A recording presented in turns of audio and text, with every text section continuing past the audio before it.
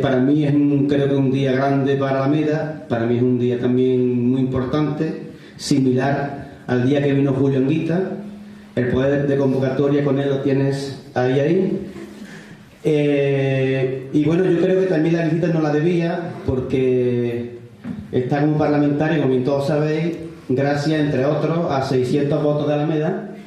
Así que me parece muy bien que vayas por toda España, que te llamamos por todas partes, pero también es importante que vengas por aquí, porque nuestro granito de arena lo hemos puesto para que tengas el altavoz tan importante que hoy tienes y nos representes también como lo estás haciendo. Así que muchas gracias a todos por venir. Como le comentaba a él, yo creo que tiene una gran virtud, y es que tiene capacidad de convocar a gente que no es de Izquierda Unida, y eso me parece algo muy interesante.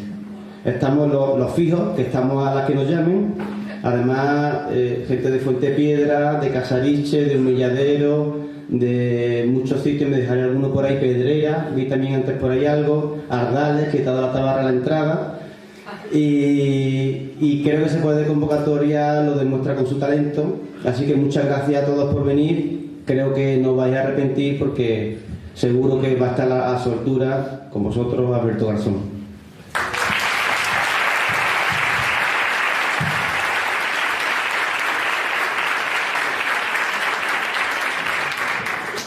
Bueno, en primer lugar, muchas gracias por la invitación, muchas gracias a todos vosotros y vosotras por estar aquí. Mis disculpas dobles, en primer lugar por llegar tarde hoy y también por llegar tarde en general, porque ciertamente estaba pendiente la visita de hace mucho tiempo, como está pendiente la visita a tantos otros sitios de la provincia de Málaga, pero estamos sumergidos en unas turbulencias permanentes en todo el Estado que hacen que realmente ningún diputado para prácticamente un solo minuto. De hecho, tenemos una agenda muy completa de mucha actividad y también de muchos viajes. La semana que viene, sin ir más lejos, pues estoy en Ibiza, Menorca, Mallorca, Sevilla y Madrid. Entonces, realmente son semanas que se suceden unas a otras con esa intensidad y que pueden explicar pues ese retraso, aunque no lo justifique.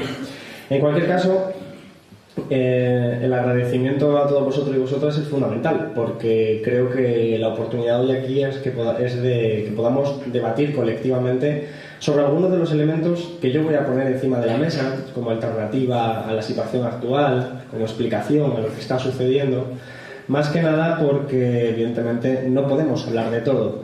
No podemos hablar de todo, aunque realmente sería un ejercicio estimulante intelectualmente hablando, pero es una cuestión de tiempo, es una cuestión formal de tiempo la razón por la que no podemos hacerlo. Sin embargo, quiero apuntar algunos elementos fundamentales. Primero, que estamos sumergidos en una crisis que no es solo económica. Esto es muy importante. Yo soy economista y soy político. Son dos profesiones que, como podéis imaginar, no son las más valoradas ni las mejor valoradas actualmente, y además con razón, aunque trataré de explicar por qué, por ejemplo, pues algunos no nos sentimos identificados con esas críticas lanzadas tanto a economistas como políticos. Y en segundo lugar, no solo es una crisis económica, sino que también es una crisis que afecta a diferentes ámbitos, como son el político, es decir, es una crisis del sistema político en su conjunto, de las instituciones nacidas en el 78, de la Constitución del 78, del Congreso, del Parlamento, de la Casa Real. Es una crisis absoluta del sistema político y no solo una cuestión del sistema económico, es decir, va parejo. Y una crisis que se manifiesta también en términos ideológicos. ¿Qué quiero decir con términos ideológicos? Quiero decir que la concepción del mundo que está teniendo la gente actualmente dista mucho de parecerse a la concepción del mundo que tenía cada uno en su cabeza antes de comenzar la crisis. Voy a poner un ejemplo para que se entienda. Yo vengo dando charlas desde aproximadamente el 2008, 2007-2008, cuando estaba comenzando la crisis en España. Entonces, en el turno de preguntas, la mayor parte de la gente que preguntaba siempre se hacía la misma pregunta. Levantaba la mano y decía: Alberto, tú como economista, ¿cuándo crees que acabará la crisis? Es una pregunta que, más que la respuesta, lo que nos interesa es reflexionar sobre la pregunta misma, sobre lo que está reflejando, lo que está transmitiendo. Porque en el fondo esa persona te está diciendo: la crisis es azarosa, temporal, dura muy poco tiempo, es un accidente en el terreno que tarde o temprano va a resolverse y volveremos a la normalidad. Ese es el mensaje que te estaba transmitiendo alguien que te pregunta cuándo va a acabar la crisis. Porque para él no existe la posibilidad de que la crisis nunca acabe. La crisis siempre acaba y la crisis acaba tarde o temprano. Y lo único que hay que hacer es preguntarle a un supuesto economista o a un supuesto experto que cuándo va a acabar. Sin embargo, ya no me hacen esa pregunta. Es muy difícil. También es verdad, y lo digo a menudo, que como empiezo con esta manifestación, luego no os atrevéis a preguntarla, pero lo cierto es que ya no me hacen esa pregunta tampoco por la calle. Ahora me hacen otro tipo de preguntas que son distintas y que también conviene reflexionar. Por ejemplo, hay una pregunta que me hacen mucho, incluidos diputados del Partido Popular en el Congreso, y eso tiene miga, ahora veréis por qué, que me preguntan: Alberto, tú como economista, ya que sabes de economía, ¿dónde meterías tus ahorros? Es una pregunta que primero asusta cuando te lo pregunta el Partido Popular, porque se da uno cuenta de que tienen un plan bastante peligroso, que ni ellos saben cuál es, y en segundo lugar, porque manifiesta que ya no es la misma pregunta que antes. Ya es una crisis lo que se está reflejando, duradera, larga, estructural, sistémica, y que ya es una crisis que está aquí para quedarse y que amenaza diferentes modelos de existencia, en este caso de los ahorros mismos. Esta realidad de cómo ha cambiado la percepción de lo que es la vida se explica porque la economía se cae en un trimestre, dejamos de crecer en un trimestre, en un mes, en un día incluso podríamos decir, pero la forma en la que vemos el mundo cambia mucho más lentamente. Voy a poner otro ejemplo que yo creo que es importante.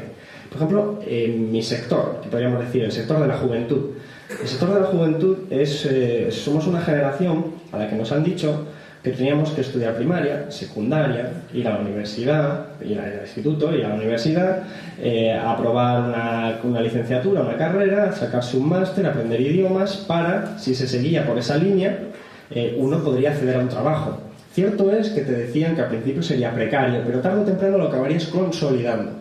En segundo lugar, te podrías tener acceso a una vivienda. Cierto es que a lo mejor en condiciones de endeudamiento, pero que al final podrías consolidar también tu vivienda y en definitiva podrías formar una familia.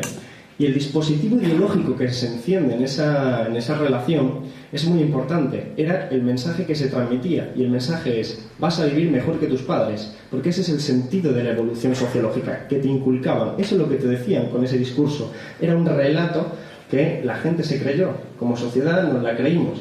Y eso es lo que está en cuestión ahora, porque ahora eso se ha roto, ese cuento de hadas ha desaparecido.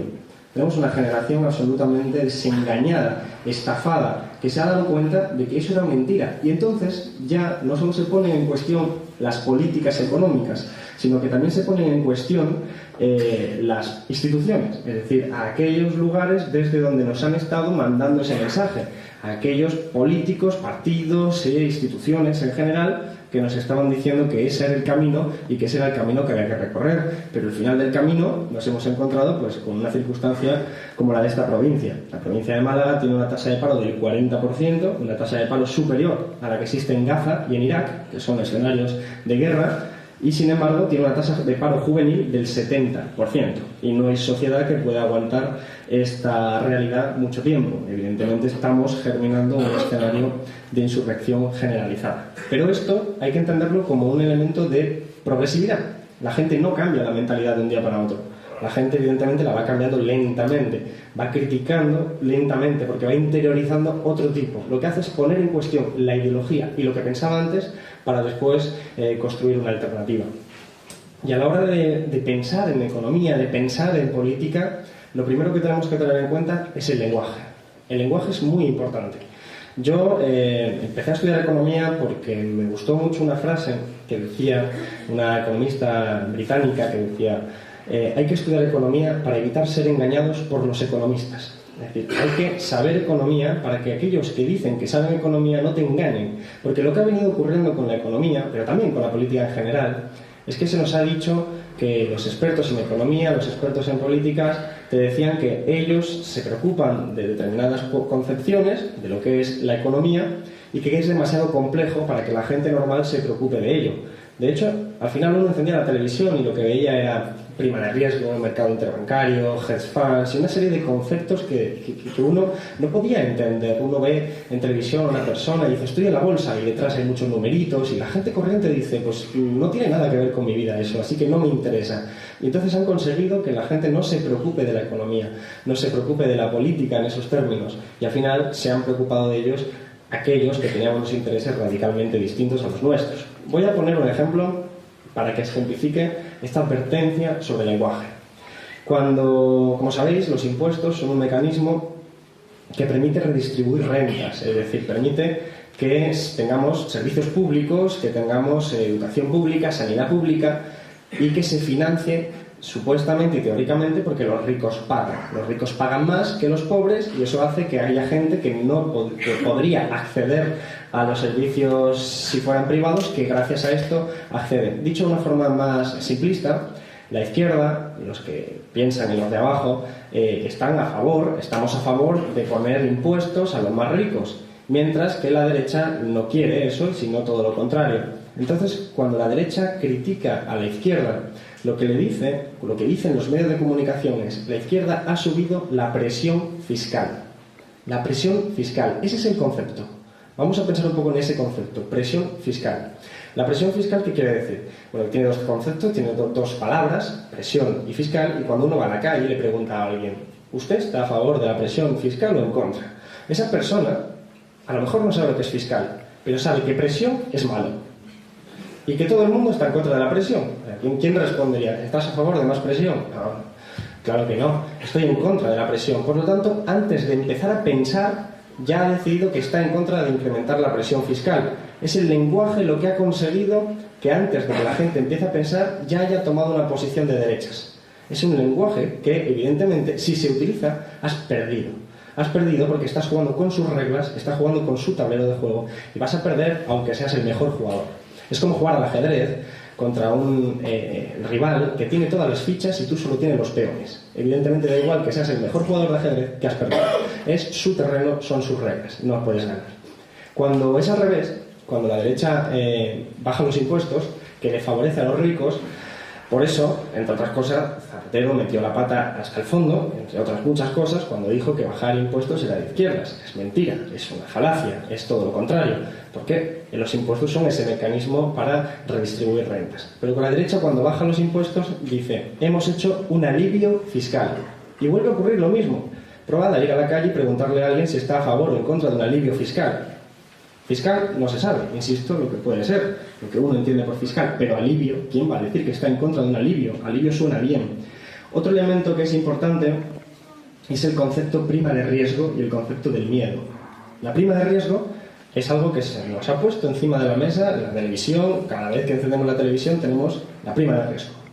Bien, la prima de riesgo es difícil de explicar, pero es interesante. Pero lo más importante que yo quiero transmitir aquí es que cuando te dicen ha subido a 500 puntos básicos y te dicen ha subido a 600 puntos básicos, 700 puntos básicos, con un lenguaje cada vez más bélico, como si subir 100 puntos básicos pues, sería el inicio de la guerra mundial o algo así. Lo importante es que nadie se ha planteado, o casi nadie, qué es un punto básico.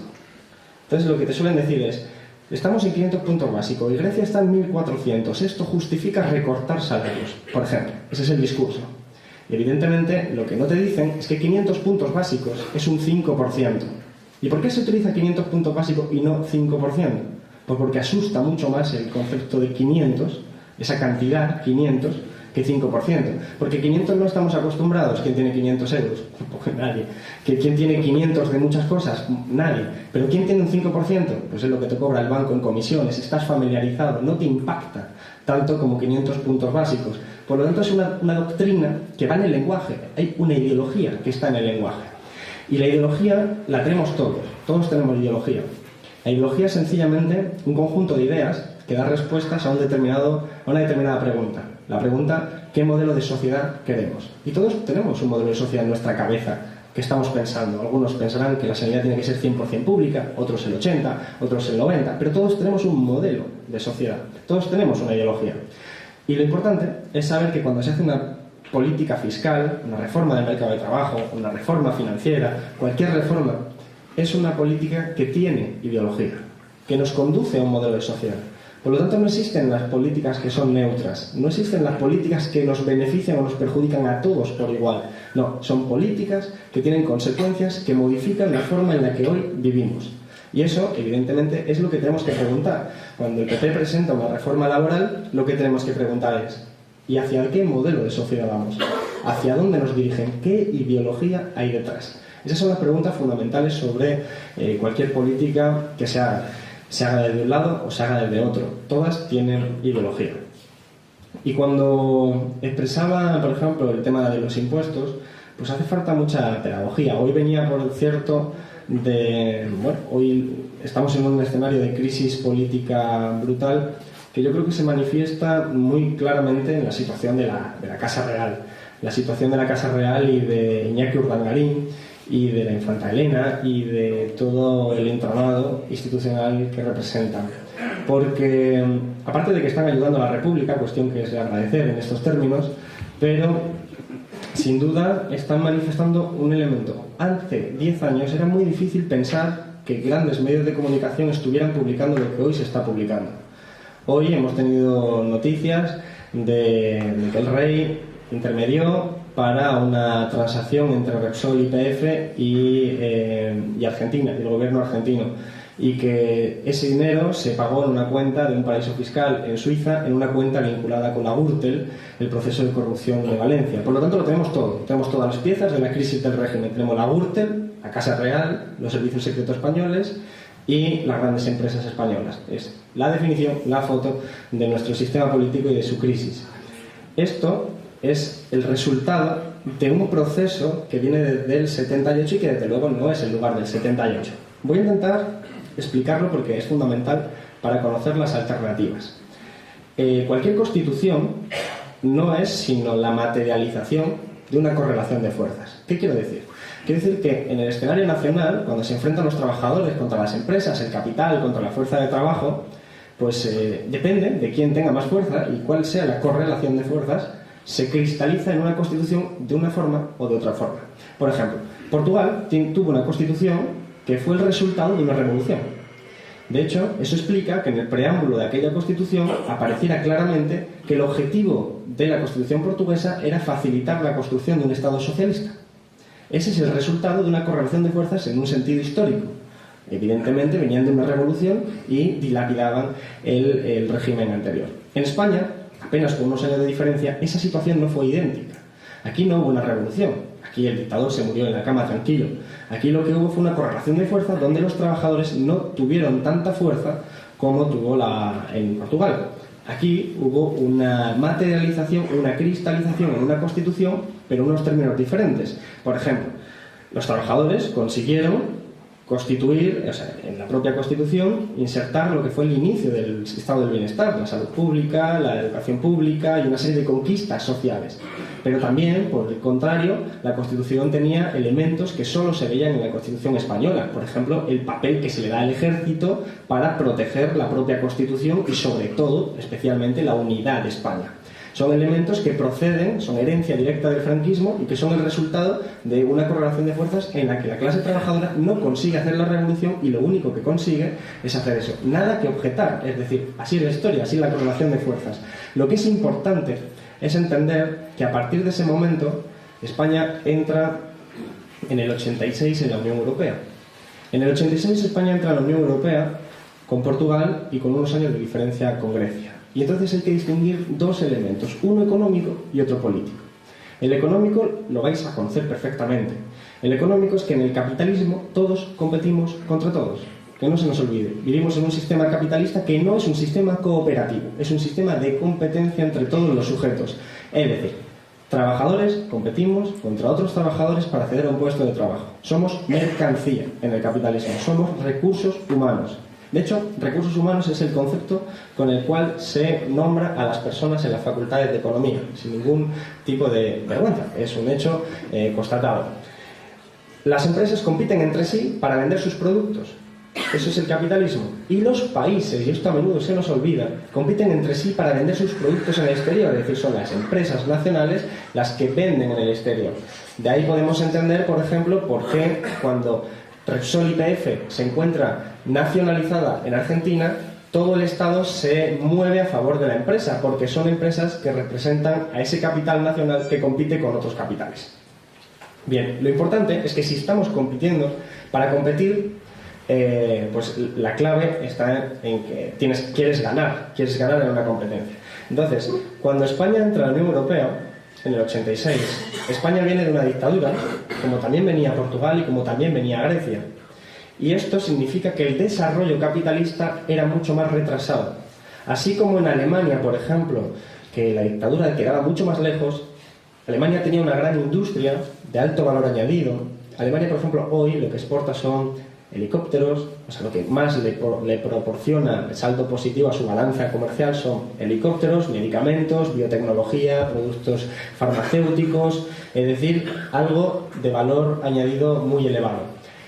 Pues frente a esa tecnología, España no tenía nada.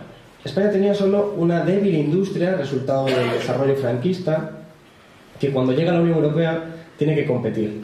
Y como contra Alemania no podía competir, porque no se podía vender los productos que vendía Alemania, porque no estábamos tan desarrollados por una cuestión material de la fuerza de producción, como nos encontramos así, Alemania, que es la que pilota desde siempre la Unión Europea. Esto es importante porque a veces uno piensa que la Unión Europea es la unión romántica de los pueblos de Europa, y nada más lejos de la verdad. La Unión Europea es una construcción progresiva de intereses nacionales donde los más poderosos son los que más imponen sus condiciones.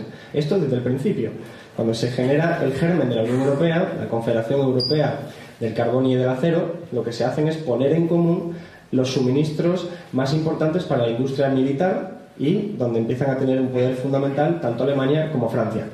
La construcción europea es una construcción pilotada fundamentalmente por Francia y Alemania. Así que cuando llega a España y viene con una industria muy débil, le dice a Alemania, bueno, ¿a qué te vas a dedicar? Y entonces Alemania tendría dos opciones. La primera opción sería plantearle que se modernizara, que Alemania le iba a ayudar, le iba a dar dinero para generar industria, para que nosotros produjésemos los coches de alto valor añadido, los helicópteros de alto valor añadido y una industria desarrollada. Pero claro, Alemania no quería eso, porque ¿para qué quiere, mejorar las condiciones de sus competidores? Entonces Alemania desestimó esa opción, y cuando hablo de Alemania no hablo de los trabajadores alemanes, hablo del capital alemán, las grandes empresas alemanas, que decidieron que a España le toca hacer otra cosa en el mundo. ¿Hacer otra cosa en el mundo qué significa? Pues significa que Alemania llega aquí y dice, a ver, ¿qué sabéis hacer? Hay sol, hay playa, lo tenéis claro. Vais a ser un país de camareros y vais a dedicar a la construcción. Y como vais a hacer eso, os vais a desindustrializar. Así que las pocas industrias que tenéis, fuera. No las queremos en España porque no son productivas, son muy poco rentables. Así que el naval, todo lo que tiene que ver con los astilleros, incluso la industria textil, en tanto que al abrir la frontera tenías que competir contra China y no podías competir contra China sin bajar los salarios a un nivel absolutamente aberrante, pues se desindustrializó a España y se dejó a España vivir de la construcción y del turismo, que es de lo que se sigue viviendo actualmente fundamentalmente, ¿no? En términos generales. Y como contraprestación, lo que se hizo fue dar fondos a España para construir ¿qué? Para construir carreteras, infraestructuras que casualmente facilitaban que los productos de Alemania llegaran a todas partes de España, de Grecia y de Portugal, porque la situación es idéntica en Grecia, España y Portugal en esos términos. En ese espacio tan sencillo de decir que en un mercado mundial cada país tiene que encontrar su lugar en el mundo, y el de España era la construcción y el turismo. Bien, se vive de la construcción, lo hemos estado viendo, lo hemos estado padeciendo, y eso implica bastantes cosas. Por ejemplo, una muy rápida. Si tú tienes un país con industria de alto valor añadido, por ejemplo, lo que decía antes de tener empresas de biotecnología, de medicamentos, ¿qué requieres? ¿Qué fuerza de obra requieres? Requieres ingenieros, gente muy cualificada para trabajar ahí. Cuando tienes un país que solo tiene construcción y que tiene turismo y que no necesita mano de obra cualificada, lo que pasa es que cuando has formado a mucha gente licenciada, sobra. La gente empieza a sobrar, la gente que esté cualificada. Y ahí tenemos la explicación de por qué una parte importante de nuestra generación muy cualificada se tiene que ir al extranjero a poder trabajar, porque aquí no hay espacio.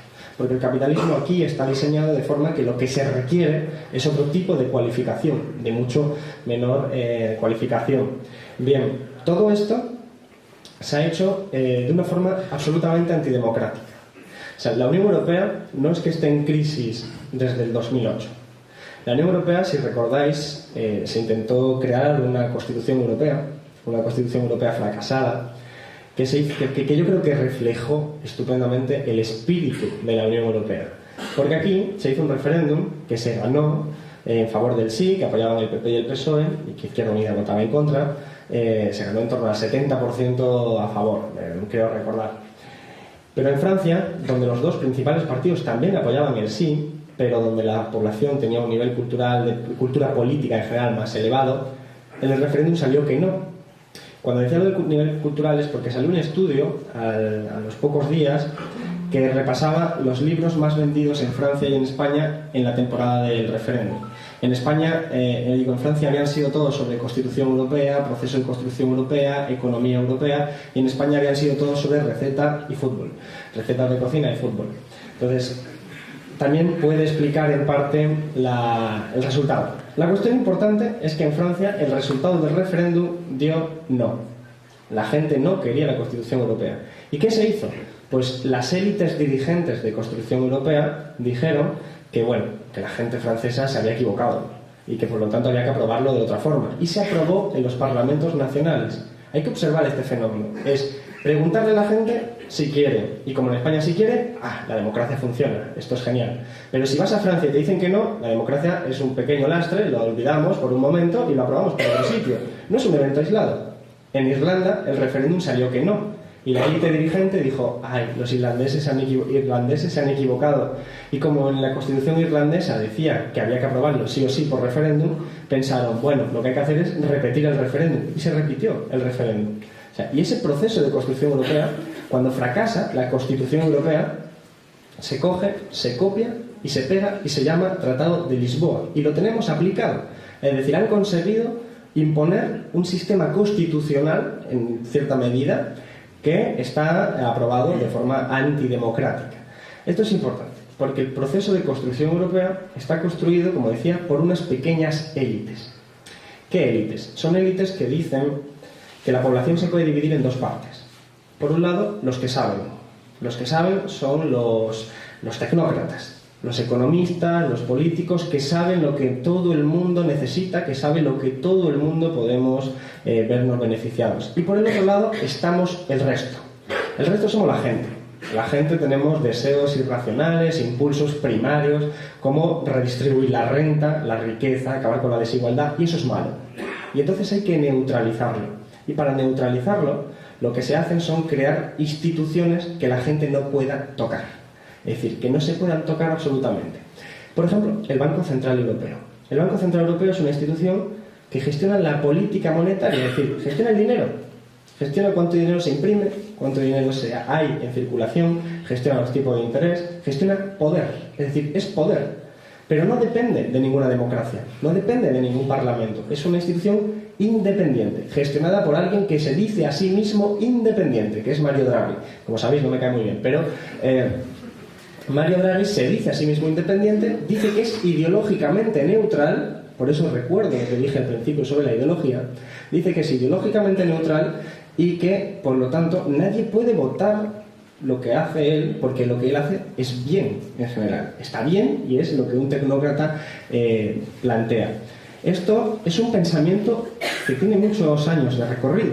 Esto, Platón y Aristóteles, por ejemplo, denunciaban a la democracia. Decían que la democracia era negativa porque había determinados aspectos de gestión política que no podían quedar a merced de la gente, porque la gente no sabía.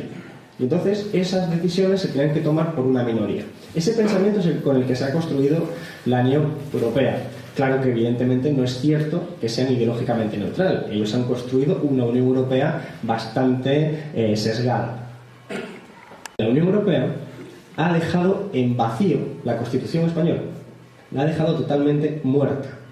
Es decir, el proceso de construcción europea es a su vez un proceso de deconstituyente. Es un proceso deconstituyente que transfiere el poder desde el espacio nacional hacia el espacio internacional, supranacional, gestionado por instituciones que no se pueden tocar.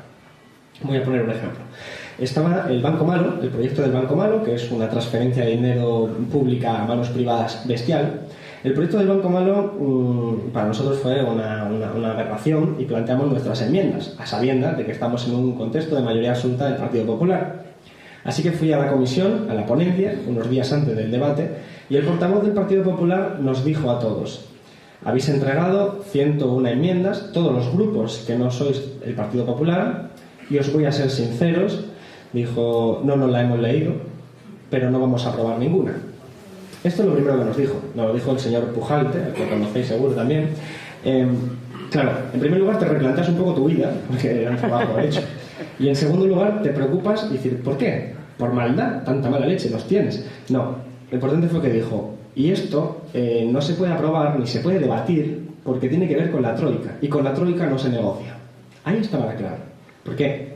A mí me habían elegido democráticamente a través de un sistema electoral injusto, pero es un sistema electoral donde la ciudadanía transfiere la voluntad a un sistema representativo. Pero la Troika es el Banco Central Europeo. La Troika es Joaquín Almunia, que por cierto no solo no ganó las elecciones, sino que las perdió. Pero es importante. Él tiene más poder que prácticamente todo el Congreso de los Diputados. Porque este proceso de constituyente ha vaciado el poder del Parlamento. De modo que al final en el Parlamento podemos debatir sobre si se pita o no se pita los estadios de fútbol, si se fuma o no se fuma en los bares, pero no podemos debatir sobre pobreza, sobre dinero, sobre desigualdad, sobre distribución de la renta. Más que nada podemos debatir, pero no se prueba nunca, jamás. De hecho, hay un caso excepcional que es Suecia. Suecia no está en la zona euro, pero Suecia sí está en la Unión Europea. Suecia es el experimento socialdemócrata más avanzado de la historia del capitalismo. Es un experimento donde el Partido Socialdemócrata Sueco ha sido el partido político que más tiempo ha gobernado un país. Al principio, en coalición con los partidos comunistas, consiguieron establecer un estado del bienestar que fue el que más lejos llegó, hasta los años 70. En los años 70, Suecia debate un plan que se llama el Plan Meitner. El Plan Meitner tenía una particularidad, y era que habían previsto que cualquier empresa que tuviera beneficios, una parte de esos beneficios se destinaba a comprar sus propias acciones a nombre de los trabajadores. Esto significaba, ni más ni menos, que en el plazo de 20 años todas las empresas serían propiedad mayoritaria de sus propios trabajadores. Era una socialización progresiva poco a poco. Bien, esto no le hizo gracia a la derecha, que montó muchas huelgas patronales, financió mucho proceso en contra, pero al final ganó la derecha y empezó un proceso también de construcción del estado del bienestar. Lo importante es que cuando Suecia entra a la Unión Europea se encuentra con un caso que es históricamente muy llamativo. Una empresa de los países del este se ofrece a construir un colegio en Suecia. Suecia tenía un estado del bienestar, como decía, muy elevado, donde los sueldos que se pagaban a sus trabajadores, donde el peso del sindicato era muy elevado y los sueldos eran muy elevados, porque había una redistribución de la renta muy importante en el seno de la empresa. Entonces, cuando la empresa extranjera de los países del este viene y se ofrece a construir esa escuela, Suecia denuncia ante la Unión Europea que esa empresa paga salarios miserables a trabajadores que cobraban en términos de los países de origen. Y entonces el tribunal, la Unión Europea, decide que quien tiene razón es la empresa y que la empresa puede, a pesar de que se salte la Constitución sueca, puede llegar a Suecia y pagar los salarios que tenía en origen en los países del este, porque lo que prima es el derecho europeo y no el derecho de Suecia y de su construcción del estado del bienestar. Y de hecho, pues al final se construyó el colegio con los trabajadores mal pagados en términos de los países del este, lo que empujó el resto de salarios de Suecia hacia abajo. Es un ejemplo de cómo se ha ido elevando, desligando el poder de la Constitución. Frente a esto, ¿qué es la alternativa? Lo contrario. Es decir, frente a un proceso de constituyente, un proceso constituyente. Un proceso constituyente es que la gente empieza a debatir en la calle qué constitución quiere y qué quiere blindar en esa constitución. Porque aquí se modificó la constitución por el Partido Socialista y el Partido Popular el año pasado, no, hace 2 años ya, en el 2011, en agosto, cuando se modificó para blindar el pago de los intereses de la deuda pública. Y se blindaron de forma que al final, si hay poco dinero, ese poco dinero se va a destinar a pagarle a los bancos antes que pagar la sanidad pública o la educación pública. Eso es lo que significa en última instancia esa reforma. Pues frente a ese tipo de reformas, una reforma en la que se blinde otro tipo de cosas que son las que la gente decide o prefiere, y es un proceso de politización, un proceso constituyente de la nueva Constitución que cambie las instituciones. Porque, decía, estamos en una crisis política, pero en una crisis política que siempre va vinculada con la crisis económica. Por ejemplo, yo a veces hago una pregunta siempre, ¿no? ¿Tiene sentido construir aeropuertos sin aviones? La mayor parte de la gente dice que no, pero porque la mayor parte de la gente no es constructora, porque si fueran constructores tendríais mucho interés en construir aeropuertos con aviones, sin aviones, construir, para ganar dinero. Eso es lo importante. En un proceso de corrupción siempre hay una parte privada y una parte pública. Está la parte pública que coge el sobre y está la parte privada que da el sobre. Siempre son dos partes de la misma moneda, dos caras de la misma moneda que van entrelazadas. Y esto es importante entenderlo para entender el proceso de burbuja inmobiliaria que ha habido en este país, en el conjunto del Estado. Es un proceso de corrupción que tiene pues, sus ramificaciones múltiples en los sobres de Bárcenas, en la Gürtel, en los pelotazos urbanísticos financiados por las cajas de ahorro, en definitiva en un proceso perverso de burbuja inmobiliaria que ha llevado finalmente a que nos encontremos como nos encontramos. Ahora bien, ¿alternativas económicas hay? Por supuesto que sí, por supuesto que hay. Lo que pasa es que primero necesitamos dinero, y el dinero está en dos sitios, en la gestión del Banco Central Europeo y en los paraísos fiscales. Los paraísos fiscales son el agujero negro de la economía capitalista, es por donde se va todo el dinero de los ricos, de forma que al final no se cumple aquello de que los ricos pagan los servicios públicos de los pobres, en absoluto, no se cumple en absoluto, porque son los ricos los que evaden impuestos, además son los que tienen capacidad para hacerlo, y estamos, cuando un régimen se cae, como se está cayendo lo que aparece, lo que emerge es la basura de las cloacas, eso es lo que se ve, y eso es lo que está viendo todos los días, lo que estamos viendo cuando vemos pues a un presidente de una comunidad reunirse con un narcotraficante en sus vacaciones tranquilamente, con total impunidad, o lo que vemos cuando encuentran, por ejemplo, unos periodistas que han conseguido una filtración de las listas de evasores fiscales y han encontrado que hay 70 españoles, no han dicho todavía 69 nombres, han dicho ya uno, que es la baronesa Thyssen, que tienen su dinero en los paraísos fiscales, o cuando el propio rey parece que también tiene dinero en los paraísos fiscales,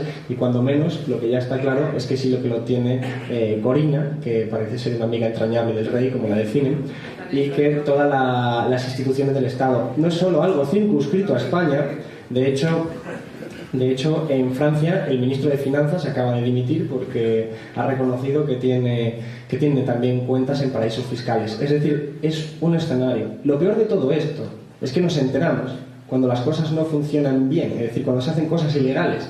Porque quien filtró la lista Liechtenstein, que se filtró hace unos cuantos años, que incluía a gente en España que tenía su dinero en paraísos fiscales, como Botín o como Alejandro Sanz, que por cierto, desde luego no pasaron por prisión ni mucho menos, que sencillamente el gobierno del Partido Socialista les perdonó, se les perdonó en su momento y ellos están tan tranquilos, uno cantando y el otro también, a su forma.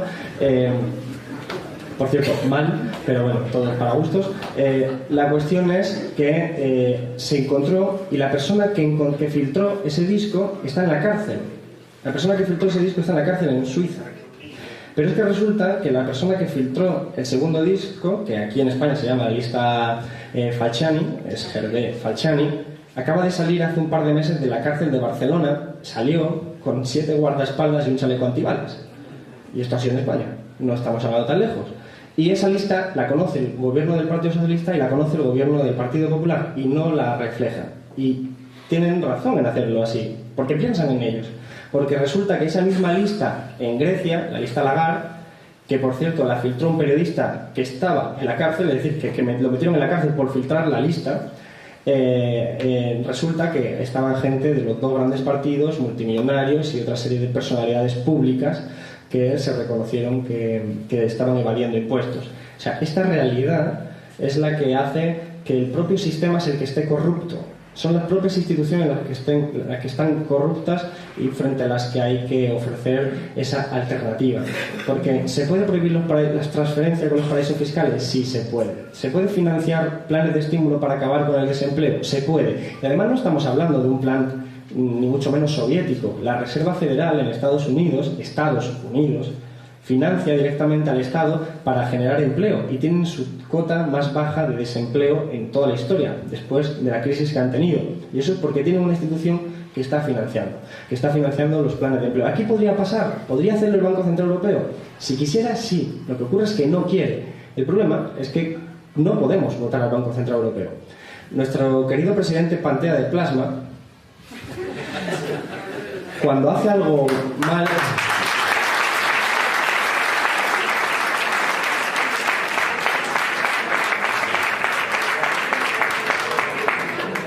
De hecho, lo de querido era de broma.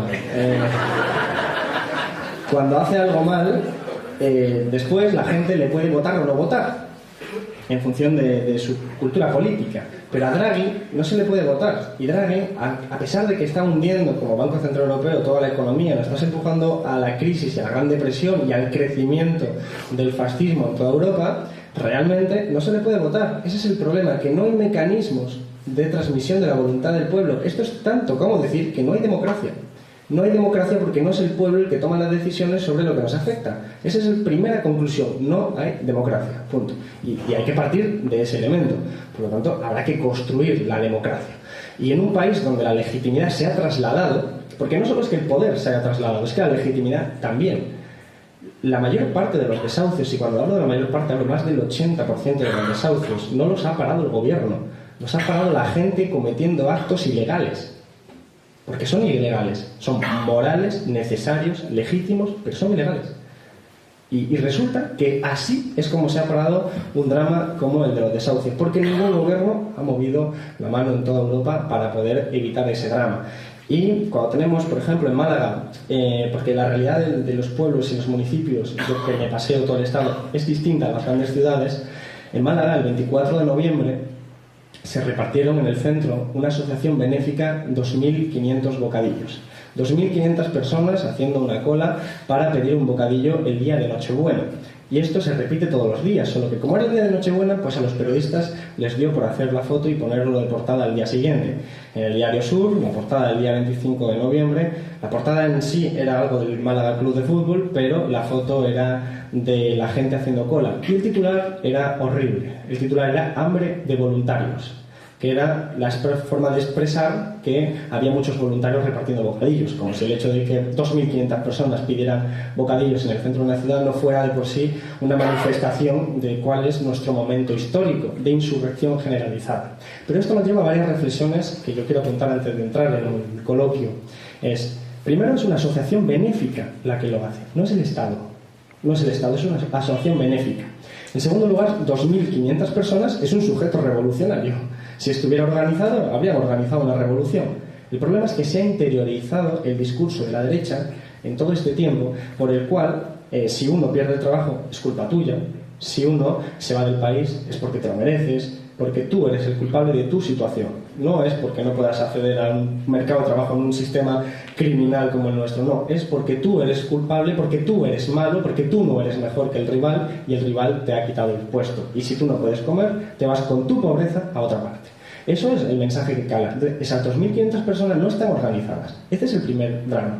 Un 40% de población en paro es una situación objetiva de revolución.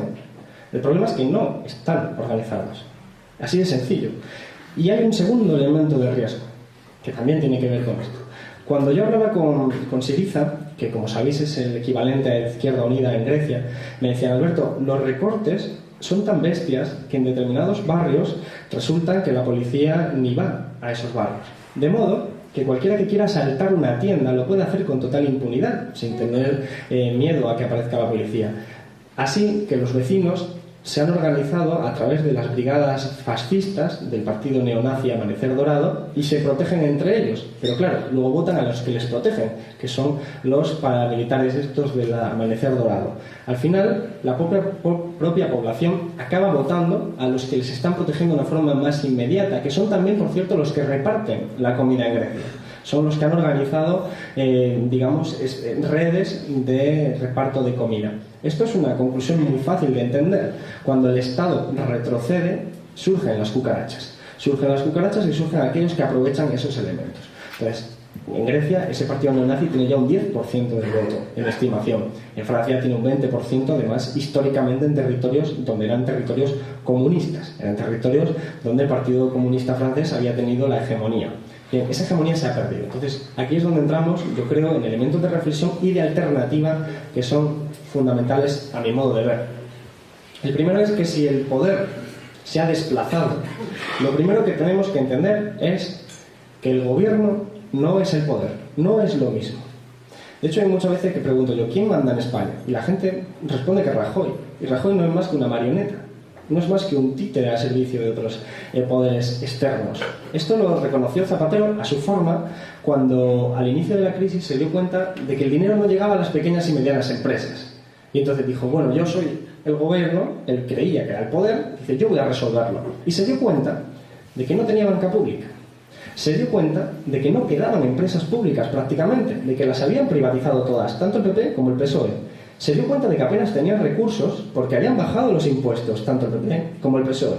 Se dio cuenta de que prácticamente no tenía nada, no tenía instrumentos. ¿Qué le quedaba? Le quedaba la revolución, y no estaba por la labor, y le quedaba llamar a la puerta del señor Emilio Botín y pedirle por favor que diera préstamos a las pequeñas y medianas empresas. Y así seguimos. El gobierno, en vez de aprobar una ley antidesahucios, aprobó un código ético para que los bancos se portaran bien. Es la manifestación evidentemente, de la impotencia, de reconocer que el gobierno no es el poder y que aquí, hasta que no haya democracia económica, hasta que los recursos no se gestionen por el pueblo, pues definitivamente no puede haber democracia. Es así de sencillo. Entonces, eso es una explicación que, en su visión alternativa, nos llama a decir lo siguiente: no vale con solo presentarse a las elecciones, no vale solo con eso. Hace falta construir sociedad, construir alternativa al margen del sistema electoral, del sistema político. Eso es la calle. Esos son los sindicatos también. Son la calle, los sindicatos, movimientos sociales y sindicatos. Son tres frentes diferentes que tienen que entender las limitaciones.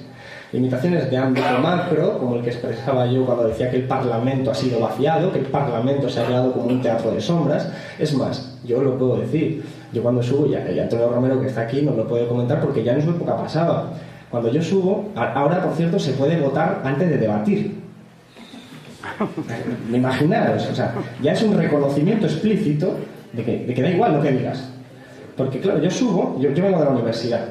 Yo fui investigador recortado antes de presentarme por Málaga.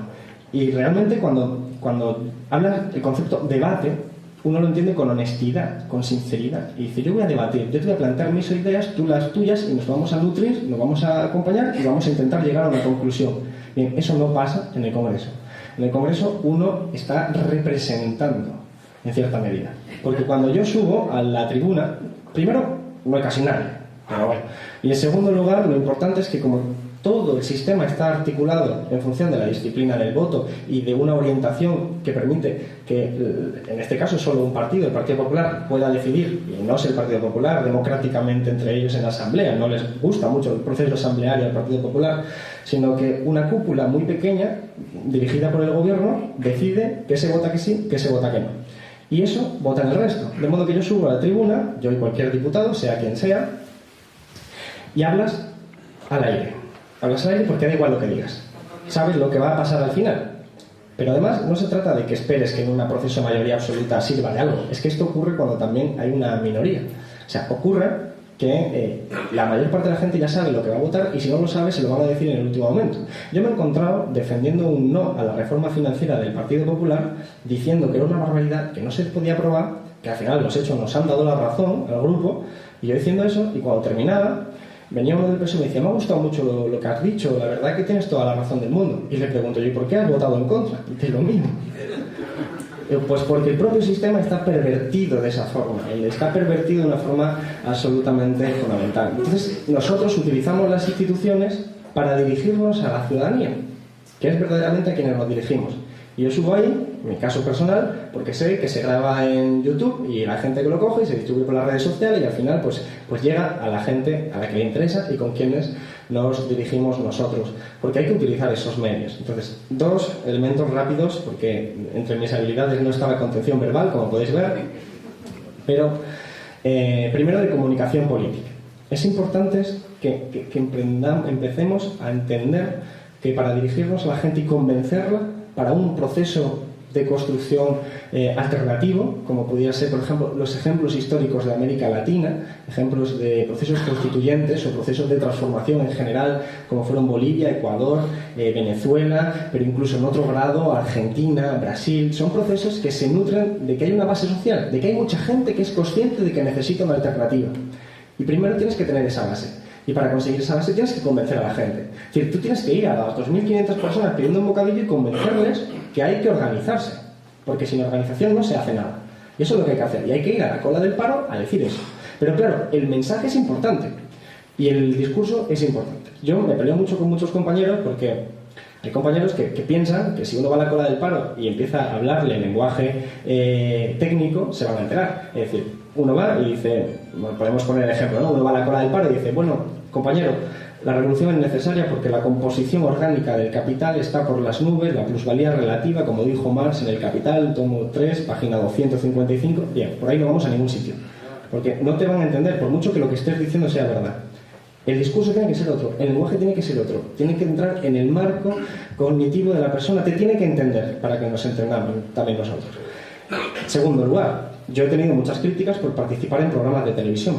Me dicen, ¿qué haces vendido? Digo, muy bien, en mi casa voy a hablar, con solo los que vengan a mi casa, verás cómo convenzo a un montón de gente. Está claro, o sea, hay que ir también al escenario, hay que bajar al terreno de juego, hay que ir y embarrarse, claro, que es... Pues, podéis imaginaros, yo participo en una tertulia donde son 8 contra mí, o sea, no estoy cómodo, tengo lugares mejores que ir, pero hay que ir ahí, hay que convencer a la gente, hay que participar y en lenguaje que se entienda, porque además tenemos nuestra parte de la razón. El otro día, por cierto, BBVA sacó una encuesta en la que decía, había hecho una encuesta sobre la población española, si estaban a favor de más impuestos, 80% a favor de más impuestos. 80% también a favor de las pensiones públicas, la educación pública, la sanidad pública. Y la gente piensa como nosotros. Incluso, esto puede parecer una barbaridad, los que votan al PP. Dentro de esa gente votan al PP. Lo que pasa es que votan en una clave distinta. A veces votan porque son más religiosos, a veces votan en otra clave, a veces votan porque no saben lo que están votando. En definitiva, la realidad es que la mayor parte de la sociedad nos beneficiamos de un proceso de transformación. El problema es que de momento no hemos convencido a la gente para que nos sumemos a ese proyecto de transformación. Y por eso creo que hay que hacer un poco de autocrítica. La brillantez del Partido Comunista en la lucha antifranquista fue, a mi modo de entender, no solo la valentía, no solo la dignidad, sino también la organización que se tenía. Estaban en el tejido social, estaban en los barrios, estaban en los centros de trabajo. Cada lugar donde se reunía gente, había alguien del Partido Comunista prácticamente convenciendo, hablando, dialogando, jugándosela, pero haciendo eso. Cuando se alcanza la supuesta democracia, la transición, nos encontramos con algo diferente. Nos encontramos que incluso el Partido Comunista se reorganiza y deja de pensar en el tejido social y empieza a pensar más en términos electorales. Entonces ya se cambia la organización sectorial por organización electoral y entonces nos vamos institucionalizando y nos metemos en los despachos, nos acorralamos y nos metemos en las instituciones y quedamos muy alejados de la ciudadanía, especialmente en las grandes ciudades. Nos desconecta como organización del tejido social de la calle. Y eso es lo que explica que después las iniciativas que están marcando la agenda política no son de Izquierda Unida. Participa mucha gente de Izquierda Unida, pero no son de Izquierda Unida. Por ejemplo, la plataforma de afectados a la hipoteca, por la hipoteca, o Stop Desahucios, o el 15M, son manifestación de movimientos que, pensando prácticamente el mismo ideario de Izquierda Unida, consiguen marcar una agenda que no la ha conseguido Izquierda Unida, porque estaba en otras coordenadas, estaba en otro espacio. Algo parecido ocurre con los sindicatos, pero con una cuestión más importante. El país ha cambiado la estructura productiva, ha cambiado que ya no tenemos las grandes empresas que teníamos en los 70 y ya no es tan fácil afiliarse. Los sindicatos no están hechos para un escenario de 6 millones de desempleados, porque para empezar un desempleado no se afilia a un sindicato, y especialmente en un sector como el joven, donde el 70% está en paro y el 30% lo que tiene es un empleo basura, un empleo precario, un empleo criminal. Cuando tiene esas condiciones y que sabe que legalmente, si se afilia, le pueden despedir legalmente, porque tiene un contrato de prácticas, de beca, que como se afilia y como dé un poco la tabarra, fuera. Porque las propias leyes lo han configurado así. Entonces, evidentemente, para esa gente, el sindicato no es una referencia de lucha. Pero no porque el sindicato lo haya hecho mal, o bien, eso es otra cuestión, es porque el escenario real, las condiciones materiales han cambiado, y entonces cambia también la referencia de lucha. Y yo, que intento siempre, particularmente, pues unir la lucha sindical con la lucha de los movimientos sociales, encuentro que lo que hay que hacer es unirlas, no deshacerlas. Y luego, ya lo último que digo, es que necesitamos un proyecto de país, un proyecto de sociedad. Técnicamente se pueden hacer. Es decir, los economistas se llevan mucho tiempo debatiendo las alternativas. Es verdad que no son alternativas gratis, es decir, tienen costes, no te llevan al socialismo de la noche a la mañana. Estamos en una crisis del capitalismo y tenemos también sus efectos, pero se pueden articular. Lo que necesitamos es, evidentemente, gente para transformar la sociedad. Necesitamos generar esperanza en un proyecto de modernización. Ellos tienen su plan. Ellos, la troika, los gobiernos nacionales, tienen su plan. Su plan es muy sencillo. Su plan es, ya que no quieren que compitamos contra Alemania, porque significaría que nos tenemos que industrializar, quieren que compitamos contra China. Lo pongo como ejemplo, no solo China, sino países con bajos salarios. Si uno coge los informes del Banco de España, verá que dice, el propósito, o sea, dice realmente, la reforma laboral del PP y del PSOE, dice, de ambos gobiernos, están funcionando porque se están moderando los salarios. Ese es el objetivo, moderar los salarios.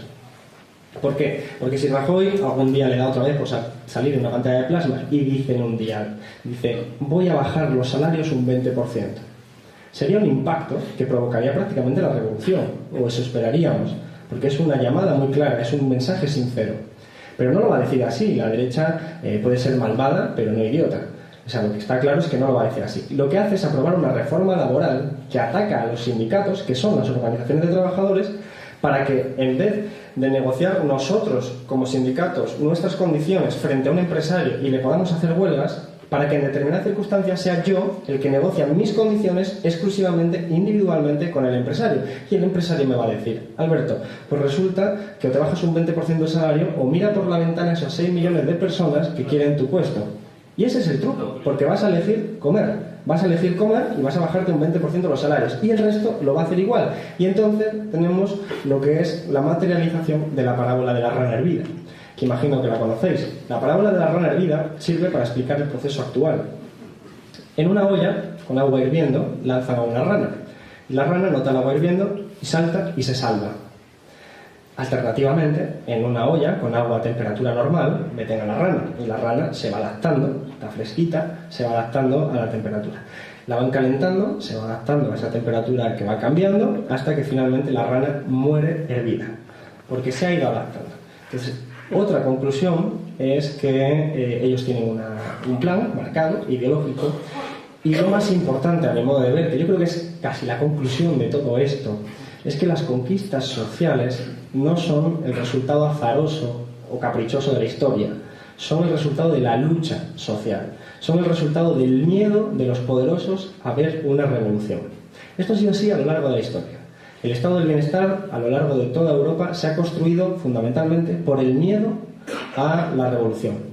Porque existía algo que se llamaba el socialismo real, porque existían los partidos comunistas fuertes, incluso en el caso italiano el Vichy, a punto de ganar elecciones, y el poder económico, que es el que verdaderamente manejas, tenían miedo de esa revolución y hacían concesiones en la lucha. Concesiones. Cuando cae el socialismo real, cuando empiezan a debilitarse los sindicatos por las sucesivas reformas laborales, la derecha, el poder económico, empieza a quitarnos todos los derechos. ¿Por qué? Porque no tiene ya miedo a esa revolución. Es así, así ha sido siempre a lo largo de la historia. Y hasta que no tengan ese miedo a la revolución, no podremos seguir conquistando esas fuerzas. Y esto es algo que la derecha tiene muy claro. O sea, cuando Warren Buffett, el tercer multimillonario más importante del mundo, más multimillonario, decía que es su clase, la clase alta, la que va ganando, pues te está demostrando que la que va ganando en esa lucha de clase, te está demostrando que ellos lo tienen muy claro. De hecho, George Soros, otro multimillonario, en un libro del 98 decía que él había aprendido a especular y que había aprendido a cómo funcionaba el capitalismo leyendo a Marx. Bien, si ellos leen a Marx y si ellos utilizan el concepto de lucha de clase, lo que no tiene sentido es que nosotros no, porque resulta que son nosotros los que nos salimos perjudicados de esta situación. Entonces, como resultado, resumen de lo que estoy intentando lanzar al debate, primero, la necesidad de formarse. formarse para entender lo que está sucediendo, para que no nos engañen, para que tengamos las herramientas para comprender qué ocurre cuando se aprueba el banco malo, qué ocurre cuando nos roban los ahorros como en Chipre, qué ocurre cuando están hablando de economía, a qué se están refiriendo, cómo afecta a todo ello. Eso significa lo que siempre ha dicho el Partido Comunista, que hay que estudiar. Hay que estudiar, hay que formarse, hay que leer, hay que darle los panfletos a los vecinos, hay que convencer, hay que ser un pesado, porque necesitamos que todos sepamos quiénes nos están saqueando, porque todos sabemos que nos están saqueando, pero solo algunos, de momento, digamos, minoría en la población, pues tenemos las herramientas para explicárselo a nuestros vecinos. Porque nuestros vecinos saben que les están robando, pero a lo mejor llega un día que le viene alguien y le dice no, el problema son los inmigrantes, y se lo puede creer, y ese es un riesgo. Entonces lo que hay que hacer es explicar realmente lo que está sucediendo sin entrar en esa realidad falsa del populismo de derechas. Y en segundo lugar, organizarse. Organizarse es fundamental. Y aquí, claro, es un pueblo que históricamente se organiza, pero tenemos una realidad en este país donde la organización brilla por su ausencia, donde somos víctimas de un proceso común que es el capitalismo y su crisis y no somos conscientes de que solo organizándonos podemos luchar contra ello. La alternativa tiene que ser colectiva, no individual. La gente se está exiliando del país. Estamos haciendo lo que hicieron nuestros abuelos, exiliarse del país. Y realmente es obvio que es una salida individual en algunos casos, pero que realmente lo que necesitamos es una salida colectiva para poder vivir en este país aquellos que quieran. En definitiva, si estas dos cuestiones que yo he lanzado son las que quedan claras, creo que estaremos estableciendo los inicios de ese proceso constituyente de reunificación política en torno a esas ideas, que es en lo que mucha gente estamos trabajando y que creo que es lo fundamental. Es una larga tarea, es una ambiciosa tarea, pero la realidad es dramática, es criminal y tenemos que luchar. Esa es al menos mi opción. Y sin más, lamento que hable tanto, pero os lo agradezco. Muchísimas gracias.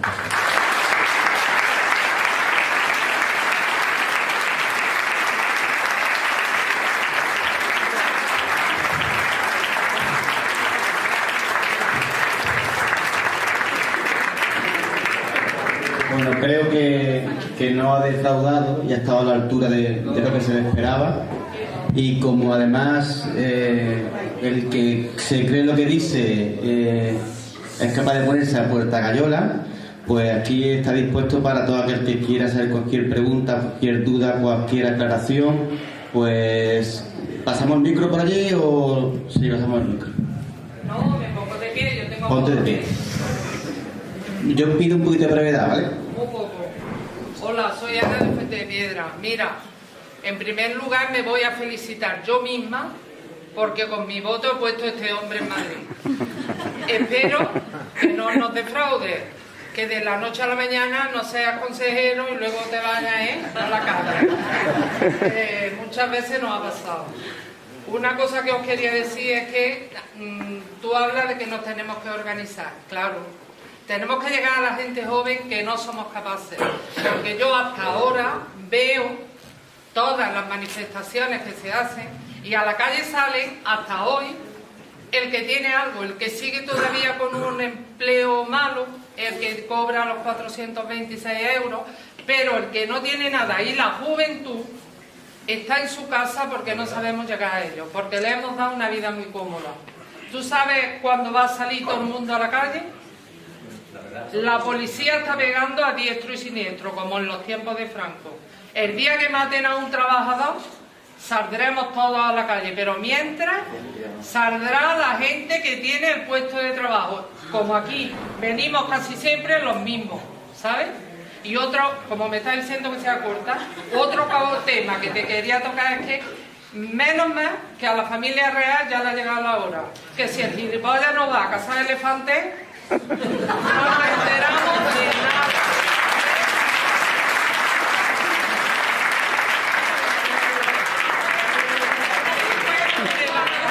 Y por ahí viene todo el tema del tema NOS y todo, que el niño, yo ya lo he oído y me meto en internet también, por lo visto, el niño también está metido en el tema NOS. Entonces lo que quieren y están preparando parece ser como una abdicación del padre para que no puedan imputar al niño y decir, venga, aquí está de rey como es intocable y yo sigo con Corina y a vivir que son 2 días y a echar patas por alto. No, ¿quién iba a pensar hace un año que a la familia real se le podía tocar? Y encima hasta con cuentas en Suiza, ¿eh? Es que, y luego el plasma, y perdona, Juan Lorenzo, el plasma dijo que se están viendo brotes. No lo dijo textualmente como lo dijo el otro gilipollas, pero lo dijo. Y dijo que a partir del 2014 se van a empezar a crear empleos. Y yo, personalmente, me lo creo. ¿Y sabes por qué? Porque la reforma laboral, para lo único que ha servido es para echar a miles de trabajadores a la calle. Todo el que tenía antigüedad ha ido a la calle. Y todo el que tenía más de 43 o 45 años a la calle. Porque mira, yo no tengo 20 años, pero tampoco estoy jubilada. No podría encontrar trabajo. Luego, las fábricas que se están quedando vacías. Algún día tienen que empezar a meter niños de contrato de un día, de 1 hora, de 2 semanas. Yo sí me creo que empiecen a crear el empleo que ellos quieren y que nosotros se lo estamos facilitando. A ver qué día somos capaces de salir los 6 millones a la calle. Gracias y perdona, Juan Lorenzo.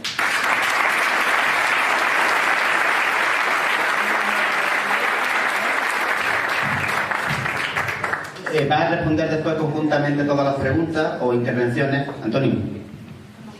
Micro. Sí. Brevedad, por favor. No, nos pones nerviosa. Ahí.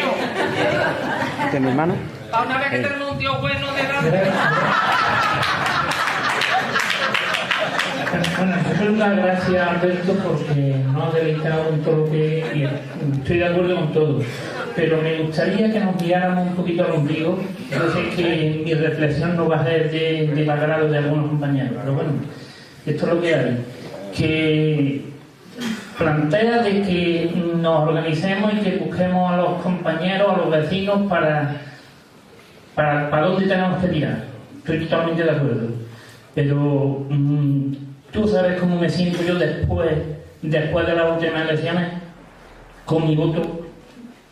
Te digo lo que pienso y es lo que yo, mi voto, lo único que pienso es que está sirviendo o va a servir para tapar a corruptos. Eso es lo que yo pienso. Yo no soy votante de Izquierda Unida desde siempre, pero tenemos que mirarnos también lo que hacemos. Nosotros no nos podemos, por un sillón no podemos echar. Eso es lo que puedo estar equivocado, pero es lo que pienso. Y con lo demás, pues estoy totalmente de acuerdo. Y decir que había por ahí un cocinero que salía de televisión que me gustaba mucho el hombre y que decía que estábamos en manos de gángster, y es verdad. Sabréis quién es el cocinero.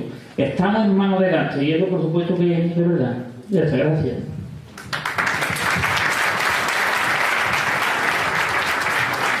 ¿Alguien más? ¿Tenéis alguna pregunta? Hola, Alberto. Gracias por la clase de historia que nos has dado. Y lo que te quería decir, señalar un poco, amén también de dar ánimo a esto que hablamos de salir a la calle, ¿no? Yo siempre me he posicionado en una manera que intentar salir de la política institucional y ir a la calle, a la realidad de las necesidades de la gente. Y pienso que como Julio Anguita ahora promueve lo del Frente Cívico, esa idea es muy potente y tenemos que hacer un poco de autocrítica también, en el sentido, no solo en cuando vamos a votar, en todos los días está nuestro voto representándose, en lo que comemos, en lo que construimos, en lo que vamos a gastarnos, en a quién le vamos a dar nuestro apoyo, bien moral o bien más material. Y esa es la política que toca ahora, creo yo. Que toca la política de la subversión, pero por el hecho ahora. No las grandes revoluciones de destrozarlo todo para volver a construirlo. Desde dentro, yo pienso que desde Izquierda Unida, con apoyo, como estamos hablando, la plataforma de afectados a la hipoteca ha conseguido mucho desde la fuerza de la gente, ¿no? Frente Cívico, yo no sé, me gustaría que me explicara un poco hacia dónde se quiere encaminar este tipo de proyecto, ¿no? Y ya está, agradecerte tu intervención y para adelante. Pues igual alguna, pues por la exigencia de tiempo, quizá demasiado breve, pero bueno, la voy a ir resolviendo. Empiezo casi por el final. Ciertamente hay que reivindicar la política. Lo que ocurre es que la gente no está cansada de la política, la gente quiere política. Cuando vemos el 15M, los movimientos sociales, la gente debatir en los bares, hablan de política, defienden la política. Contra lo que se ponen en contra es con la política de los sobres, de la gürtel, de la corrupción, de los seres, del chantajismo, de la extorsión, de las redes clientelares, pero ahí también me opongo yo, evidentemente, y todos los que estamos aquí. Por lo tanto, no es antipolítica ese tipo de sentimiento que va por cambio de instituciones. El 25 de septiembre, cuando se rodeó el Congreso, eso no era antipolítica, eso era propolítica, eso era el sentimiento más político de todos, que era reconocer que realmente nos encontramos ante un Parlamento secuestrado y que había que convocar elecciones constituyentes como una de las posibles tácticas para salir adelante. Eso es lo que hay que reivindicar, y yo creo que es importante en que se entienda que hay que reivindicar la política, porque si no nos van a meter o a un fascista que pueda aparecer en cualquier lugar y aproveche la ocasión, el caldo cultivo, o a un tecnócrata como ya ocurrió en Grecia y en Italia. Y frente a eso lo que hay que hacer es reclamar la democracia, pero para reclamar la democracia, estamos perdiendo luces, para reclamar la democracia tenemos que partir de la constatación de que no tenemos democracia.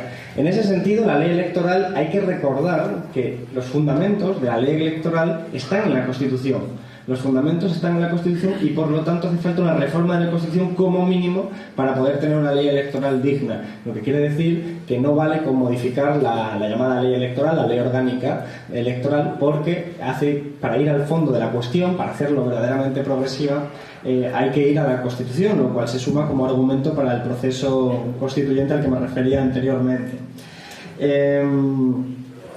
Vamos a ver, sobre la juventud, sobre la represión policial también se ha hablado. Es cierto, yo creo que quiero trasladaros mi enorme preocupación por esto. O sea, la situación actual es de profunda frustración, y esto lo vemos en las calles. Frustración por el sistema que tenemos, por las condiciones a las que nos han empujado.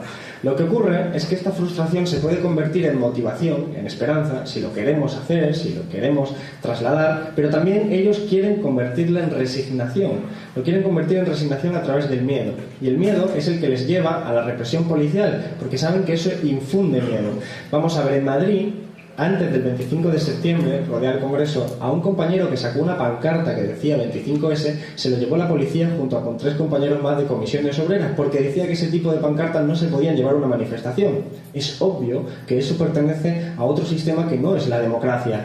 2 días después, en el Retiro, un parque público, 30 personas fueron identificadas y disueltas por reunirse a hablar de política del 25 de septiembre en un parque público. Eso es tiempo de otros tiempos. Y es verdad que yo no corrí los grises. Yo nací en el 85, yo he corrido los azules y los corro a la misma velocidad, porque evidentemente el escenario de represión es de la misma naturaleza, tiene el mismo objetivo, y es infundir miedo para que te digan: tú te quedas en casa tranquilo. A mi hermano hace unos cuantos meses le pusieron una multa junto a 299 personas más, fueron 300 en total, en Madrid, por ir a una manifestación. La multa era ir a una manifestación. Estamos en ese escenario. Si fue una multa de 500 euros, una multa de 500 euros por asistir a una manifestación.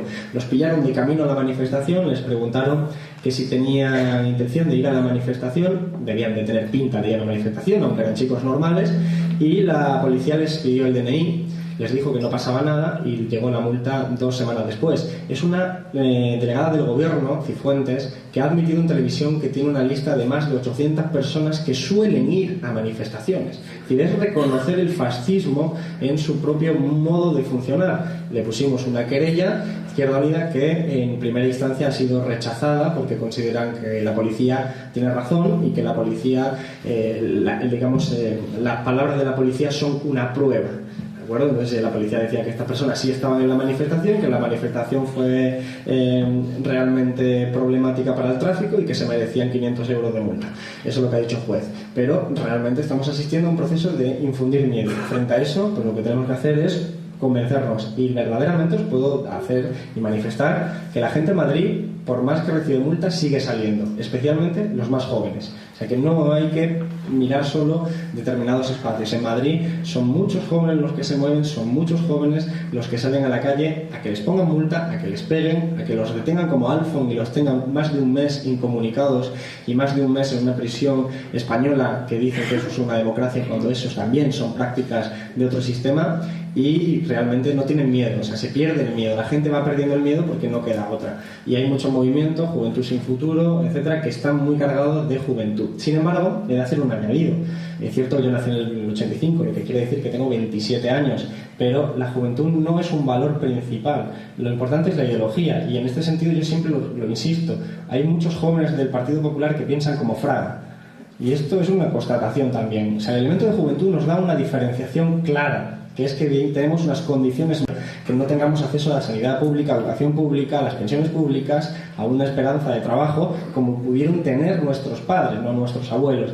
Y esto, que era el dispositivo ideológico que se ha roto, es muy importante. Pero esto no significa que la revolución la tengan que hacer los jóvenes. No, evidentemente es un factor fundamental. Hay más gente en la mesa que gente escuchando, y estábamos hablando de vivienda, que era el problema que afectaba a todos los jóvenes, porque ninguno podía acceder a una vivienda en condiciones que no fuera de explotación financiera. En realidad todo esto está cambiando, y ahora vamos a las charlas, y el otro día estuve en Valencia, hubo 600 personas hubo también en Granada la última vez que estuve, y eso es muy distinto. Lo que hace falta es organizarla, porque asistir a una charla evidentemente expresa una realidad, pero hace falta convertir todas esas piezas en un puzzle que verdaderamente nos sirva. En ese sentido, yo creo que lo ha dicho mucha gente, yo estoy respondiendo de forma global a todas las preguntas, y Antonio Romero también lo ha dicho, la unidad en la izquierda. Una de mis películas favoritas de comedia, probablemente la más estimulante intelectualmente hablando, es La vida de Brian. La vida de Brian plantea una problemática que creo que tenemos que superar, y es que a veces hay más organizaciones de izquierda que personas de izquierdas, y esto es un poco extraño. Yo ya estoy un poco también cansado de llegar a una reunión y preguntarle a mis amigos que de parte de qué organización vienen ese día, porque cada día vienen de una organización diferente, y lo que tenemos que hacer, que está muy bien la plurimilitancia, es empezar a romper esas barreras que nos separan, que son las siglas. En el sentido, lo importante es la ideología, y a veces lo podemos resumir de una forma muy sencilla. Lo importante es hacer la revolución, y da igual cómo se llame la revolución. Lo importante es que la gente no pase hambre, lo importante es que la gente tenga educación, sanidad, que vivamos en una sociedad justa y evidentemente equitativa, y no cómo le queramos llamar a eso. O sea, a mí me da igual que la revolución la haga otra sigla que no sea, se llame Izquierda Unida, me da igual que sea izquierda lo que queramos, da igual. Lo importante es que se cambie la realidad. Por eso tenemos que dejar el modo de ver, de pensar en banderas, en siglas, y empezar a pensar en lo que verdaderamente es. De hecho, esto fue siempre así. La revolución soviética, la revolución de 1917, no se hizo con un eslogan que no fuera reconocido por la gente. Era paz, pan, trabajo. Ya está. Paz, pan, trabajo, la gente se lo entendía, y lo que se hacía era dar paz, pan y trabajo. Ese era el propósito, eso es lo que estimuló a la gente. Entonces lo importante es llegar a través de las ideas.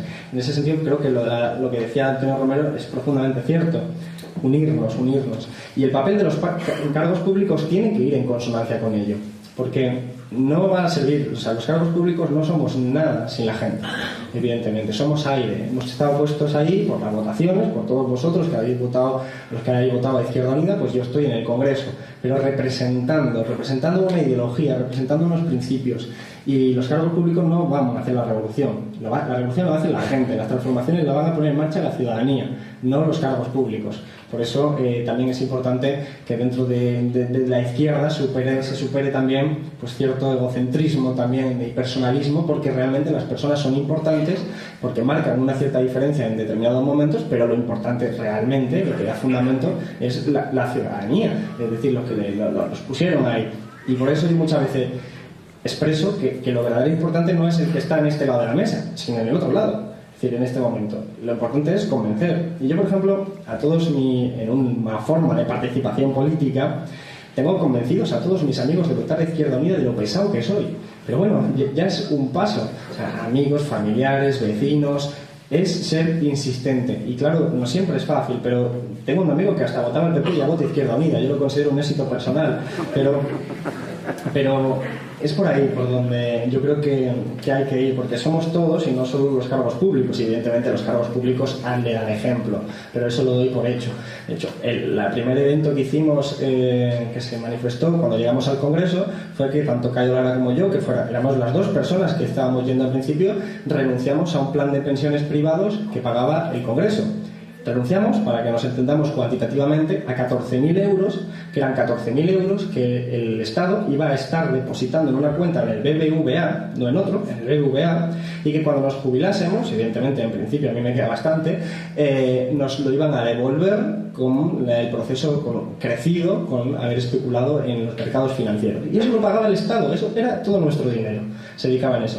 Nos parecía una aberración y renunciamos. Y renunciamos por criterios éticos, no porque fuera un ahorro económico. Evidentemente 14.000 euros dentro de la magnitud que se gestiona en los presupuestos no es nada. Lo importante era el efecto ético. Hay que tener ética, hay que tener esa dignidad de la persona de izquierda, que siempre ha entendido que se está en política para beneficio de lo público, de la ciudadanía, y no en política para medrar, para enriquecerse o a uno o a sus amigos, como es lo que estamos viendo en cada caso de corrupción. Y por supuesto yo no soy corporativista, además esto lo digo con facilidad. Si hay alguien que roba, me da igual que sea de Izquierda Unida, es un ladrón y por lo tanto no es un compañero, y me da igual que sea de Izquierda Unida que en cualquier otro sitio. Los cargos públicos en general de todo el Estado no se definen por lo que dicen que son, sino por lo que hacen, como en todas partes. Igual digo de todas las organizaciones en general. Creo que hay que centrarnos en las ideas, en la sustancia ideológica.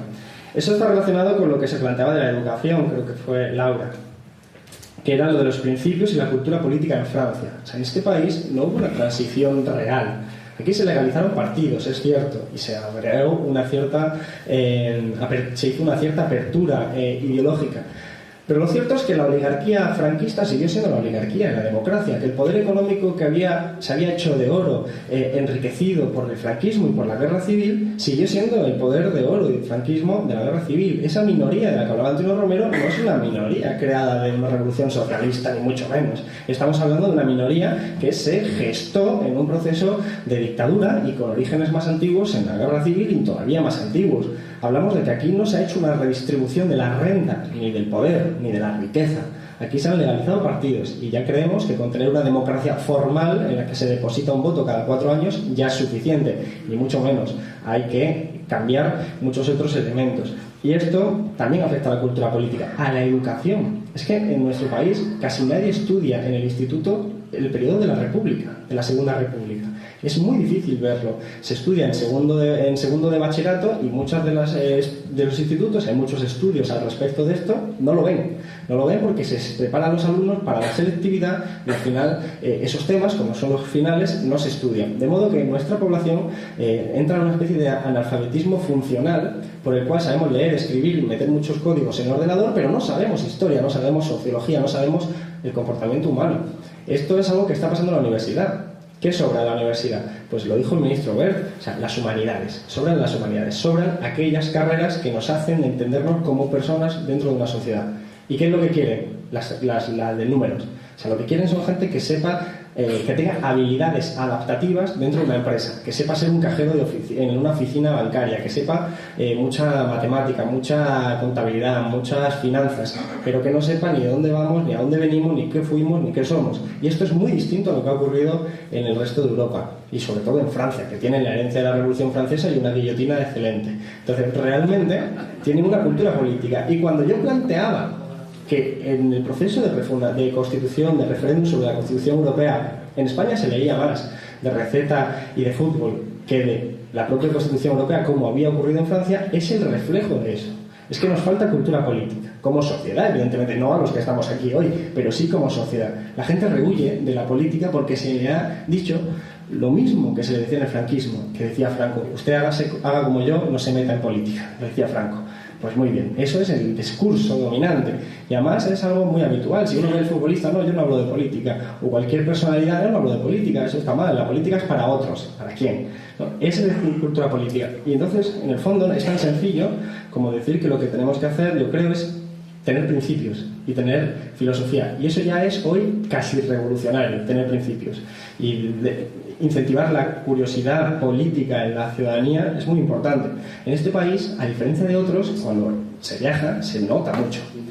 Aquí nos enseñan los derechos de los ciudadanos. Aquí nos enseñan en absoluto. Aquí la gente no sabe ni cómo funcionan los impuestos.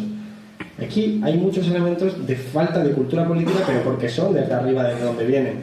Ya recordad que uno de los elementos más importantes del franquismo, que era el papel de la Iglesia en la educación, el papel de la formación del nacionalcatolicismo, en el fondo tenemos su herencia. Todavía tenemos la religión en la escuela más de 30 años después. Y esto no es el resultado azaroso, es el resultado de unos poderes fácticos que tienen una presión enorme. Y somos un país supuestamente aconfesional, pero con las condiciones finales que tenemos. Bueno, pues todo eso es parte de la falta de cultura política. He de disculparme también, yo voy mezclando porque lo voy leyendo aquí, por Estepano, por lo demás, que ya iré, lo prometo, lo que pasa es que no sé cuándo. Ahora mismo, por dar un dato, tenemos 600 actos pendientes. 600 actos pendientes a lo largo no solo del Estado, sino también en el extranjero. Parece que estoy de gira, me falta la guitarra, pero bueno, de momento sigo vivo. Sirva como digamos, justificante del retraso. O sea, siempre se produce, pero del retraso. Del retraso me refiero en términos de tiempo, no del retraso intelectual. Alguien ha dicho, a la familia real le ha llegado la hora. A ver, ojalá. Como concepto metafísico, no como la guillotina, que no es necesario. Algunos tendrán otra opinión. Pero realmente lo que creo es que no hay que lanzar las campanas al vuelo, porque la contraofensiva está siendo bestial. Ya hemos visto que a cada juez que se pronuncia en una determinada dirección se le ataca de una forma brutal a través de los medios de comunicación, que son medios de comunicación, que son empresas, que no se nos olvide que son grandes empresas, que tienen accionistas, que son, además en muchos casos, pues son, como en el caso de La Vanguardia, el conde de no sé qué, que son hasta elementos feudales. Es más, Botín, que tanto hemos hablado antes de él y que tampoco me cae especialmente bien, ni especialmente de ninguna forma, Botín es marqués. Es verdad que es marqués consorte, pero es marqués. Es decir, que tenemos hasta rasgos explícitos de que aquí no hubo una verdadera transición y que el poder de antes fue el poder después. La familia real es, además de antidemocrática, torpe, porque no sé qué necesidad tenían de ponerse a tantos chanchullos. Lo que estamos viendo es una foto de lo que ha estado ocurriendo. Es importante que se sepa distinguir en el tiempo. No es que esté pasando ahora, es lo que ha pasado hasta ahora y se había silenciado. Porque no era ningún elemento que no supiera nadie. Vamos a ver, lo de Corina, de los servicios secretos, es que es muy grave. Es que las acusaciones que hay por diferentes medios de comunicación, que a nosotros nos consta que son reales, que las fuentes son los servicios secretos, es que hay cuentas financieras en paraísos fiscales a nombre de personas del CNI, los servicios secretos españoles, pero que son cuentas que realmente pertenecen a Corina y a la Casa Real, que se hace uso de ellas para depositar las comisiones que se llevan por intermediar entre empresas españolas, sobre todo grandes empresas españolas, y gobiernos extranjeros o empresas extranjeras. Estamos hablando del papel fundamental que juega la Casa Real de forma ilegal, de forma evidentemente inmoral, para sobrevivir a las grandes empresas financieras y a grandes empresas productivas del Estado, es decir, el capital privado. Eso es la realidad, eso es caciquismo, redes clientelares, esa es la realidad. Pero eso no era ningún secreto de Estado en el sentido de que no lo conociera nadie. Eso se conocía y ahora mismo está saliendo porque se está empezando a hablar. Voy a poner un ejemplo importante. Hoy ha salido la noticia que hablaba antes de ella. Yo he hablado con algunos periodistas y lo que nos han comunicado es que se han atrevido a publicarlo porque Izquierda Unida preguntamos, en mi caso pregunté yo precisamente, a nombre de Izquierda Unida, por determinadas personas y determinadas empresas en el Congreso. Preguntamos y eso dio lugar a que los periodistas se atreviesen a tirar del hilo, que ya lo tenían, pero no se atrevían a publicarlo, y decir, como publicó Izquierda Unida esta empresa, y sacar una información de esa empresa que ha desvelado muchas cosas de la Casa Real. Es decir, aquí hay un miedo enorme a hablar. Pues esa es la manifestación de lo que está ocurriendo, miedo enorme a hablar de lo que estaba pasando antes. Y es normal, solo hay que ver a un juez que imputa a la infanta por algo obvio y todo se le ha echado encima. O hay que ver a Garzón, que no familiar mío, por cierto, que es de momento el único que ha pagado por la Gürtel, es decir, el juez que lo investigaba. Aquí, si se tocan determinados poderes, más te vale tener un buen respaldo, porque está todo bien montado. Sin embargo, lo que se está poniendo en reflejo no es tanto que la Casa Real le haya llegado su hora, como que estamos en un frágil equilibrio, donde el primero que hable va a tirar todo. Va a tirar todo porque es un castillo de naipes. Tenemos a un señor que se llama Bárcenas, que está chantajeando al gobierno. Y el gobierno, evidentemente, no cede al chantaje, se está cediendo al chantaje, perdón. Hemos visto noticias de que Rajoy llamó al Consejo de Poder Judicial para que el juez que llevase el caso que presentó la denuncia Izquierda Unida no fuese Bermúdez, sino que fuese el otro. No porque el otro le caiga mejor, sino porque el otro se va a los 6 meses y van a colocar a otro juez en sustitución.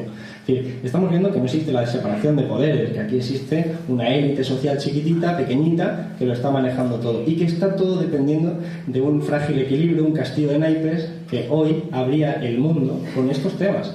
Hoy en El Mundo aparecía una información que dice que existe una grabación que van a publicar tarde o temprano, por la cual Rajoy le dice a Bárcenas: cuidado, nos pueden estar escuchando. Bien, esto, con lo que abre hoy El Mundo, primero no hubiera sido posible imaginarlo hace 4 años, por ejemplo, o 2 años, sino que estamos en un momento en el que se está pudiendo hablar de cosas que antes no se hablaba, y es normal que la Casa Real tenga esos miedos. Rajoy plantea que hay brotes verdes, es verdad que no como lo decía Zapatero, pero es una estrategia.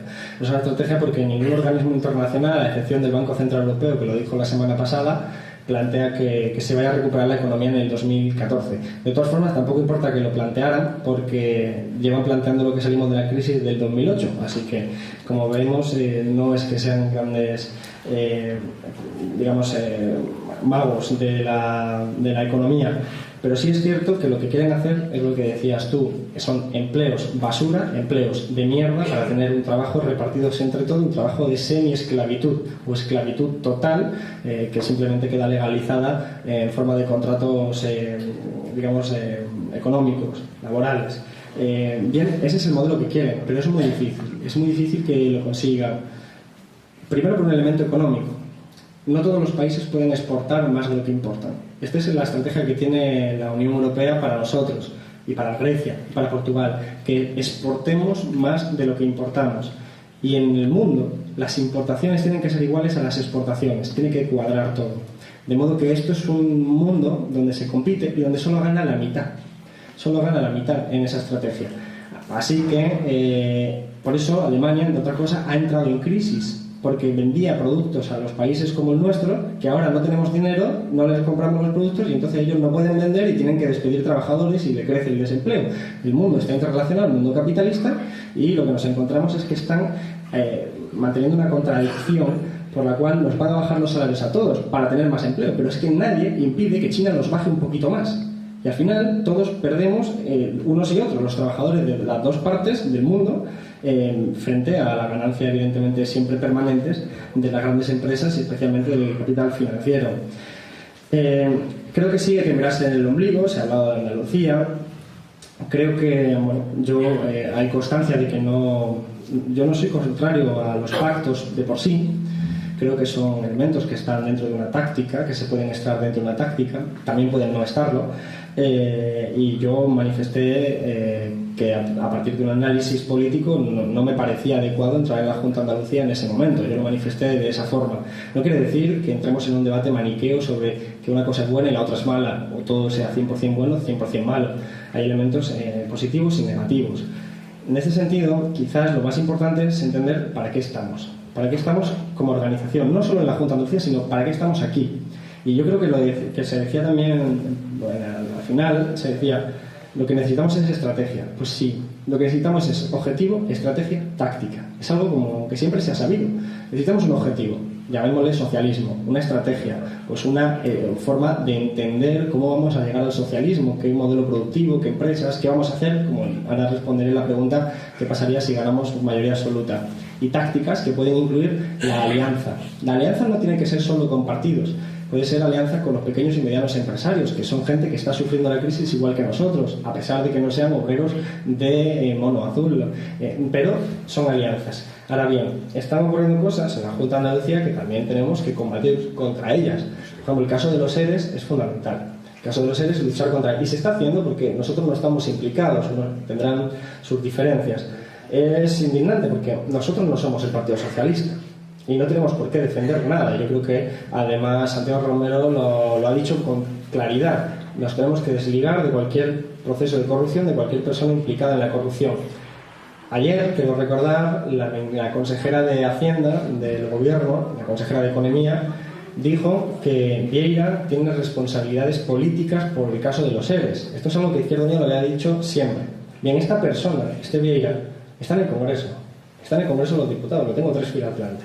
Está en el Congreso de los Diputados, puesto por el PSOE. No ha intervenido ni una sola vez. Podéis ir a la página web del Congreso y veréis que no solo no ha intervenido ni una sola vez, sino que no ha preguntado ni una sola vez, ni por escrito. Y es una persona mantenida por el Partido Socialista que se sabe que estuvo implicado en los ERES y se le mantiene cual corrupto en el Congreso de los Diputados. Bien, esto hay que denunciarlo, pero es que no somos nosotros, da igual que estés gobernando con ellos. Nosotros no somos el PSOE, nosotros no podemos hacernos cargo de la basura, literalmente, hablando del Partido Socialista. Y esto es algo que, a mi modo de ver, es obvio. Está relacionado con alguien que ha dicho, estamos gobernados por gángsters. Pues sí, por la mafia. Y además, cuando se ve el caso de Bárcenas, es obvio. Un tipo que chantajea, que extorsiona, que se ríe de los jueces porque espera que su gente a la que está chantajeando le quiten a los jueces de en medio. Eso es lo que salía hoy en El Mundo. Vamos a ver cómo sigue esta cuestión, pero es puramente una manifestación de que cuando el dinero empieza a escasear, hay menos gente a la que repartir. Y entonces hay algunos que empiezan a cabrearse y a hablar del pasado. Es decir, cuanto más dinero falta, más beligerantes se vuelven los corruptos que quieren seguir recibiendo dinero tal y como recibían antes. Antes se habló de la unidad de la izquierda y alguien me preguntó sobre el Frente Cívico y de la autocrítica. Bien, el Frente Cívico, bueno, yo no soy miembro del Frente Cívico, pues, pero en la reflexión anterior se puede intuir que me parece bien su existencia, porque me parece bien toda existencia de ciudadanos organizados en pos de una transformación social, económica y política de este país. Y sí creo que tenemos que hacer la autocrítica para plantearnos una cuestión. ¿Por qué la plataforma de afectado a la hipoteca ha sido elegida por la ciudadanía combatiente como el instrumento útil para luchar contra los desahucios y no Izquierda Unida como instrumento útil? Esa es una reflexión que tenemos que hacer. Más aún si tenemos presente que la mayoría de la plataforma de afectados por la hipoteca, por ejemplo, en Madrid, son de Izquierda Unida.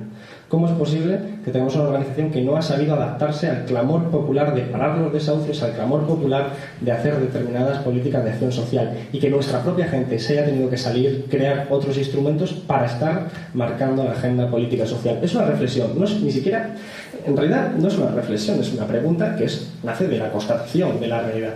La mayor parte de la gente de plataforma afectada a la hipoteca en Madrid, que es donde más constancia tengo, pero también ocurre en Málaga, son de Izquierda Unida. Y cuando digo que son de Izquierda Unida es con carné de Izquierda Unida. Hay mucha gente que vota a Izquierda Unida, gente que tiene carné, gente que aparece. El debate, yo creo que se hizo referencia, en el que yo estuve en el gran debate, el debate de Telecinco, que hubo un debate sobre desahucios. Había 3 personas de la plataforma afectadas por la hipoteca y estaba yo. Pues bien, de esos 4 en total, 3 éramos de Izquierda Unida. 3. Entonces es una manifestación de que nuestra gente decide que lo importante es la revolución y no llevar el carnet de Izquierda Unida, que ellos hacen la revolución aunque Izquierda Unida vaya más lento. Y evidentemente lo que hay que reflexionar es por qué vamos más lento. Y yo pues tengo mis ideas que las lancé con lo de la institucionalización y la necesidad de acompasar el movimiento de la calle. La reforma ideológica de los ayuntamientos, que creo que me preguntaba Juan, es una reforma ideológica, efectivamente, es el resultado de la reforma constitucional que hizo el PSOE y el PP. Porque aquella reforma constitucional que modificaron el artículo 135 de la Constitución implicaba que la prioridad era el equilibrio presupuestario y la prioridad era el pago de intereses de la deuda pública. Como por un lado están salvando a los bancos y para eso hace falta dinero, por lo tanto te están quitando el dinero de un lado, ese dinero te lo están quitando de los servicios públicos, te lo quitan de los ayuntamientos, pero te lo quitan de las comunidades autónomas y te lo quitan del Estado. Por eso es importante también entenderlo de Andalucía, y que se puede hacer ejemplo en los ayuntamientos. Se está gestionando la crisis capitalista, se está gestionando su crisis también con sus reglas. Es su crisis, son sus reglas. Es una realidad la crisis del capitalismo, es una realidad que hay menos ingresos. Otra cuestión es a qué dedican los ingresos que hay.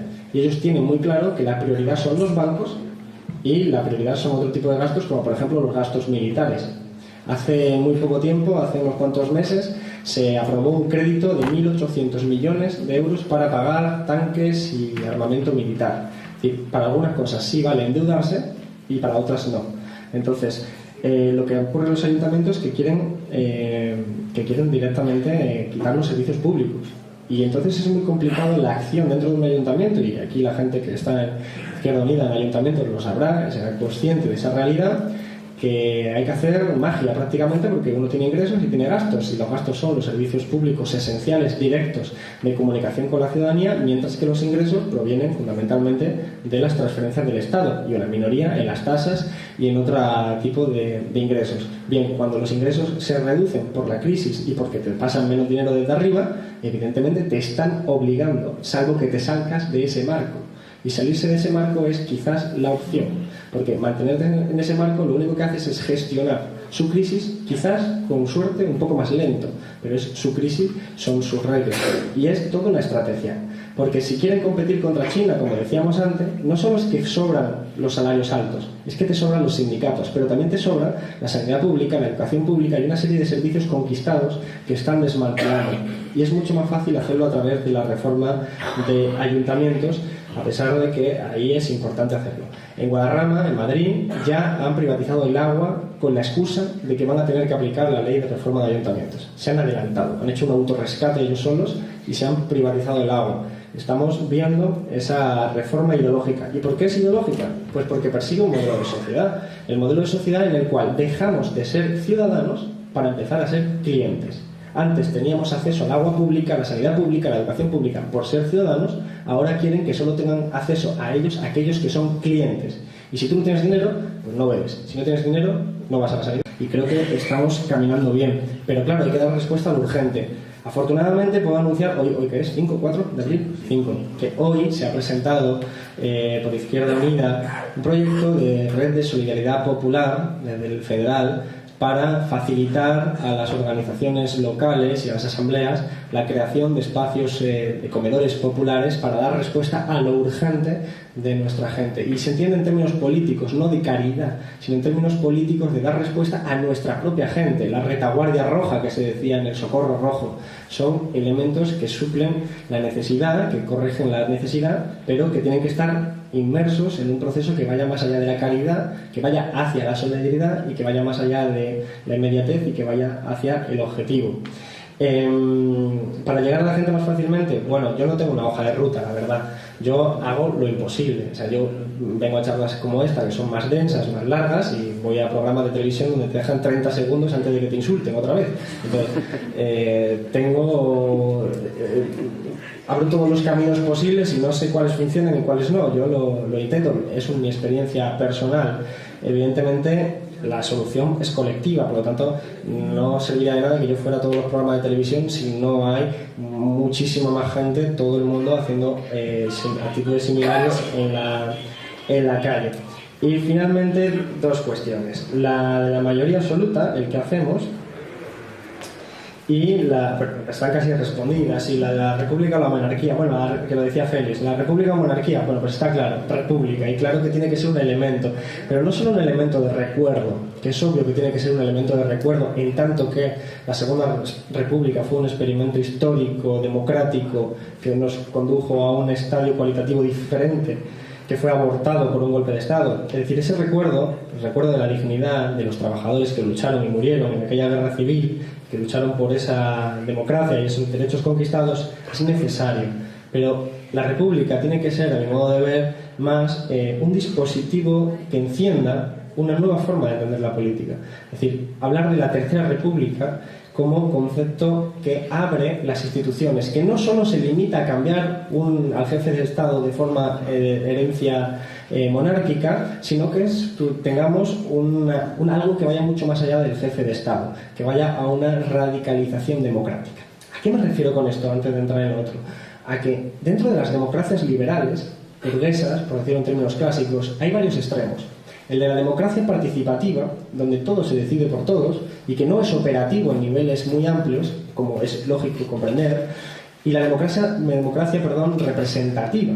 La democracia representativa, en su grado extremo, es que la gente vote cada X años a un dictador rotatorio, a alguien que haga lo que le da la gana solo porque hasta dentro de X años no le vuelven a votar sí o no, y donde todo se concentra en esa acción. Bien, nuestra Constitución está especialmente basada en este segundo formato. En nuestra Constitución no hay mecanismos de participación política. Y si uno escucha la calle, lo que la gente está pidiendo es participar. Lo que la gente está pidiendo está diciendo, no nos representan. ¿Por qué? Porque no se sienten con capacidad de modificar las decisiones de estos diputados. Alguien preguntaba antes que si creo que el PP va a tener en cuenta la presión de los desahucios. ¿Está relacionado con esto? No, no lo va a tener. Primero porque están representando solo los intereses de los bancos. Porque es una cuestión contable. Por ejemplo, la dación en pago de carácter retroactivo. Si te echan de tu casa y te vas debajo de un puente y debes todavía 200.000 euros, esos 200.000 euros están anotados en el balance bancario como beneficios. Así que si tú haces una dación en pago de carácter retroactivo y le quitas 200.000 euros de deuda a una familia debajo del puente, que no es solucionar la cuestión, es aliviar, porque es verdad, deja de deber 200.000 euros, pero sigue viviendo debajo del puente. Sencillamente tiene un efecto, y es que le tienes que quitar los beneficios al banco. Y por ahí es donde el PP no va a pasar, porque está recibiendo dinero de la Troika para salvar a los bancos, y no van a pasar para aceptar. Es lo mismo que ha pasado con las estafas preferentes. Es muy sencillo, es elegir quién se lleva las pérdidas, si los bancos o la ciudadanía. Y ellos lo han elegido muy rápido. Y como hay disciplina de voto, en realidad tiene que ser mucha la presión para conseguir eso. Que conste que lo ha conseguido para trámite de la ILP. Se ha visto el trámite de la ILP que se ha conseguido con la presión social. Pero bueno, es una conquista más moral que práctica. Moral porque nos demuestra que sí se puede, práctica no lo es porque era simplemente empezar a debatir. Hemos conseguido que se empiece a debatir, lo cual ya también da muestras de la democracia que tenemos. Nuestro país no tiene las ILPs, solo se han aprobado 2 a lo largo de esta historia, de toda la democracia. 2. Y además modificadas en gran manera. En nuestro país los referéndum no existen prácticamente. Se han hecho unos cuantos referéndums a lo largo de toda la historia, muy pocos. A diferencia de otros países que lo utilizan mucho más, que permiten mayor participación. No hay estructuras vinculantes. Es decir, puede pasar lo que está ocurriendo. La gente vote en un 44% al Partido Popular, vote un programa electoral y al día siguiente se incumpla radicalmente y tengas que esperar 4 años a que se corrija, entre comillas, la situación. Es decir, el dictador rotatorio. Esa es la realidad de lo que hay. En otros países existen, por ejemplo en Ecuador o Venezuela, también en estados como California, instrumentos como los revocatorios. Los revocatorios son muy interesantes porque plantean que si un 10% de la población recoge firmas en favor de la revocación de un cargo público, quien sea, se puede poner en marcha un referéndum para ver si se le revoca o no se le revoca. Y si se gana por más de un 50%, esa persona tiene que dimitir, para que nos entendamos. Un ejemplo práctico. Se me ocurre una ministra de Sanidad que tenemos por ahí, que está implicada en la corrupción de la Gürtel, que paga unas fiestas de cumpleaños de lujo, que si consiguiéramos un 10% de los votos, si existiera ese mecanismo, que no existe en España, con un 10% de los votos podríamos poner en marcha un proceso revocatorio para que incluso los del Partido Popular puedan expulsar a esa ministra. Y se podría conseguir. Alguien que tiene en su país, que tuvo en su país estos instrumentos, fue Hugo Chávez, y los ganó todos. Es decir, ese instrumento revocatorio sirve para manifestar el apoyo de un cargo público en la población, no solo en los que les votaron a él, en la población. Bien, eso es un mecanismo para desincentivar la corrupción. Bien, pues eso no existe en España. En España nada más que existe la dictadura rotatoria. Bien, pues la Tercera República tiene que servir para cambiar todo esto, para hacer más participativo la política, para hacer una nueva forma de entender la política, más participativa, porque eso es lo que estimula también la cultura política. Todo está relacionado. Si la gente sabe que solo sirve votar cada 4 años, la gente tampoco se interesa mucho en política. Si en cambio tiene la oportunidad de participar, va a empezar a preocuparse de cómo participar y cómo le afectan las cosas. Porque es una concepción también estructural. Y por eso creo que la Tercera República y el proceso constituyente van en esa línea. Solo me queda lo de la mayoría absoluta. Si consiguiéramos la mayoría absoluta, significa una cuestión, para no hacer ejercicios en el vacío, en abstracto. Significa que la mayor parte de la población está con nosotros. Por lo tanto, tenemos una base social, o de la coalición de los votantes.